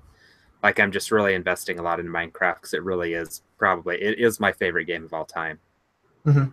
So, which is sad because it's not going to get as high of a score of Shovel Knight as Shovel Knight did when I do my review. Right, shoot. Well, fair enough. Well, I did want to kind of touch on one last thing that I wanted to talk about. So I hadn't we kind of talked about this in the group chat, and it's funny that Justin's gone now because it kind of pertains to him. But Amiibo, I am kind of over it. Especially after trying and failing to get some Zelda Amiibo that I wanted, and then I said, you know what, fuck it. I'm just gonna get an Amiibo spoofer. Got one. It's right here. Got my little tag, and I've just been going Amiibo crazy. It almost feels wrong because I'm like, going and unlocking all the DLC that I wasn't able to before in some of the games, which is really cool. So I have like a whole bunch of Mario Kart costumes. You tried. That's the thing is you tried, you couldn't get it. So you shouldn't feel bad. Yeah, and see, that's the thing, because I would have bought, so the main reason I got this is because I wanted, I had been looking for some Zelda Amiibo, because I want, some Zelda-specific costumes in Breath of the Wild, that I wasn't able to get before. So, and in addition, I've been looking for, the big Guardian since launch, and I haven't been able to find it. So I've just been having fun going and, changing this deal and to Guardian, to Ganondorf, and then to Wind Waker Link, and then to back again, and getting collecting all the armor that I wasn't able to and stuff like that in my other quest. And what I have found is that it's up to my enjoyment of going to the Great Fairies and actually caring about that shit, because I have all the cool armor that I would want to upgrade. The downside is that it's kind of I don't know. It's almost dropped my enjoyment of the game just a tad, just because now I can kind of get anything at any time, and I have to restrain myself from it. So I don't know. Right. It's kind of just on me to to not make my ruin my enjoyment of the game because I have like 999 fucking star fragments or whatever I want, But oh god, yeah. That's what I've been doing with it, just kind of having fun with my tag and saying, fuck you, Nintendo. I would have paid for your amiibo, but you won't let me, so. I don't know if this is... Oh, go ahead, Steve. I was going to say, that's kind of where I'm at. Like, I'm still going to collect the Zelda amiibo, even though I said, a month ago that I'm done collecting amiibo.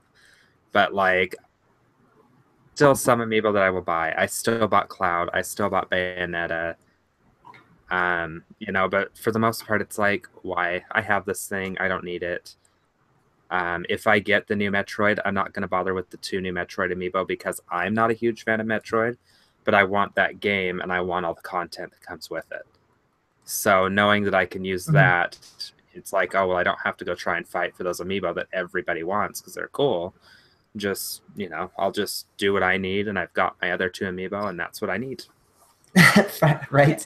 I don't know if this is going to be a very popular opinion. I think it'll be a nice, safe one. Well, I know it'll be a safe one here on this group because I think you guys are all kind of in the same boat. But I've always kind of felt like it's up to the person or company, I guess, that's creating the good to keep the good relevant, when things inevitably come out and piracy starts and hacking starts. And I was just watching some of those like top 10 lists of like interesting ways that game designers have like spoofed hackers, like making Mother 3 unplayable or, stuff like that. But I feel like Nintendo's got to up their game somehow with the amiibos because I feel like regular people like you and me would rather just go out for $30 and buy some pirate's amiibo spoofer than, wait anxiously over and over again for all these Amazon goodies just to get our DLC. I know the collector aspect is there. People are going to want the figurines. Like I want the Mifa just because it's Mifa. But and I think that's kind of how you are with the Guardian. But I feel like Nintendo's got to do something to make it a little bit more incentivized now, even if that's finding a way around the spoofing. I hate to say that because you guys have both picked up spoofers, but like if Nintendo could find a way to patch that and pick up on the fact that it's a spoofer and keep that from being a thing, that would be a way to get their business back. But I kind of feel like the ball's in Nintendo's court at this point. Like they've got to figure out a way to make their amiibo more relevant because as much as I don't think they're really losing a lot of money on this stuff because they're selling out all the time, they're just not creating enough supply to meet the demand. I just kind of feel that's the problem is there's not enough supply to meet demand. What are you going to do about it, Nintendo? Like I understand the SNES thing going back to the very beginning of this podcast because they're not exactly sure how that's going to do.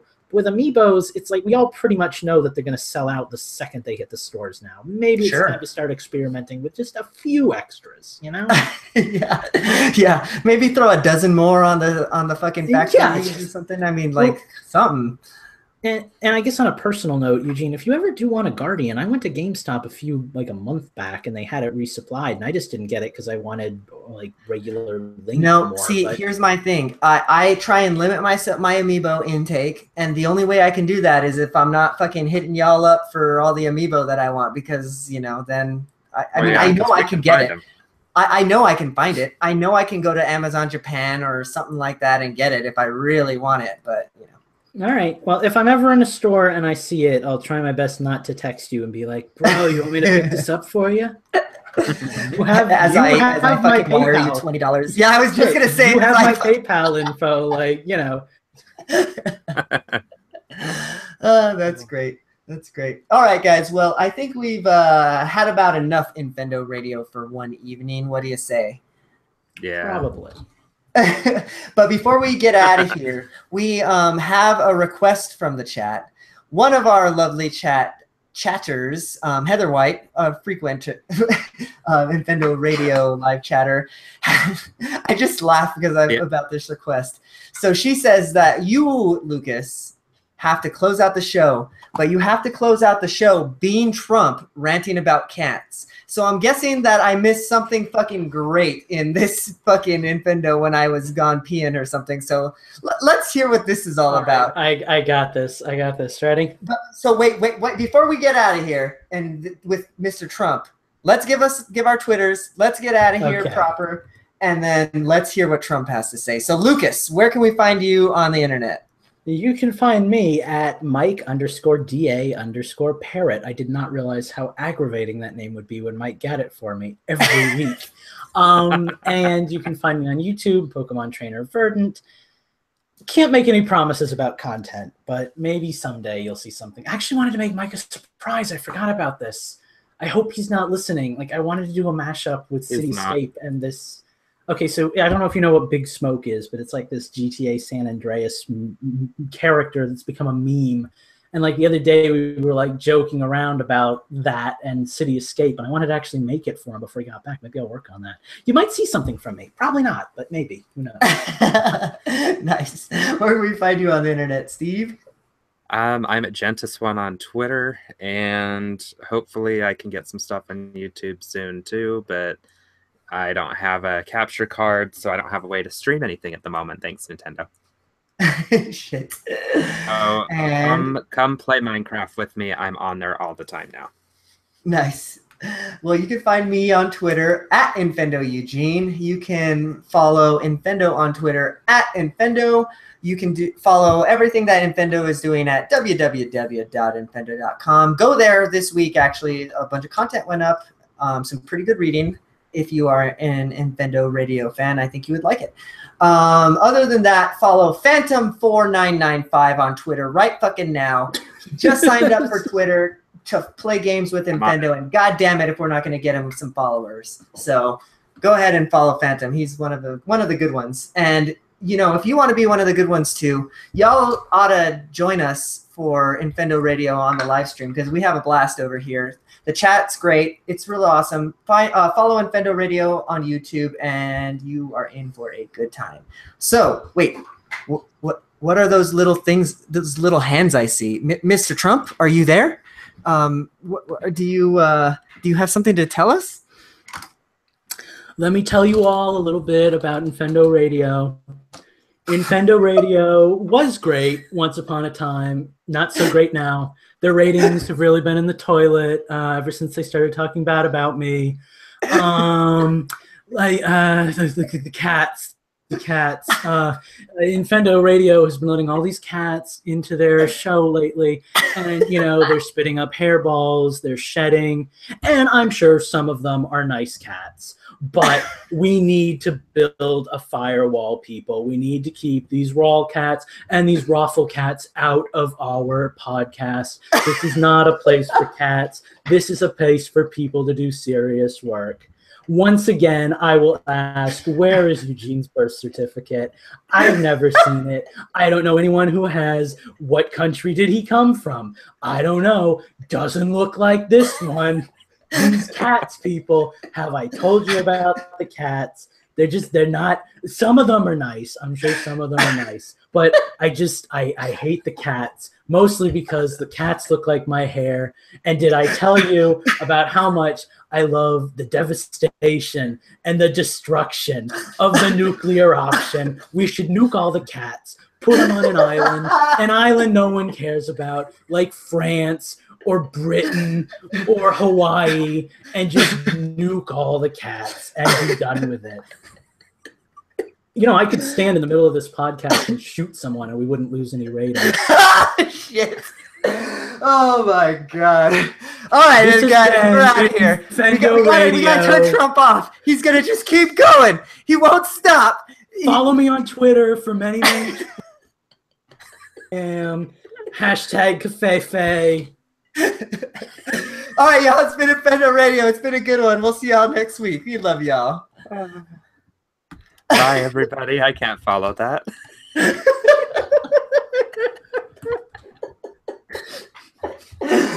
Oh my god, that was fucking gold. Oh, that was nice. You broke Eugene. That was fun. Oh my god. I know I had to thanks. That was a great idea. Well, I know I had to rehash the you being Obama thing, but like I couldn't think of anything off the top of my head, and I needed a minute to get the gears working and remember the quotes. All right, we're gonna turn off the live feed. Say goodnight to the chat. Good night, chat. We love y'all. Bye, everybody. We're oh, that was so fucking good. I like Jacob Taylor's thing that he's got going. Yeah, that's pretty good. Yeah, pretty fucking good. I think we need to go with the Infendo Nation thing too. By the way, I liked that when you said that last week. I actually kind of like Infrendos now. Like that's not bad, right? It's pretty fucking good. The Infrendos. Yeah. All right, we're gonna close the live feed. So see y'all later. Bye, POTUS Luke. Jesus.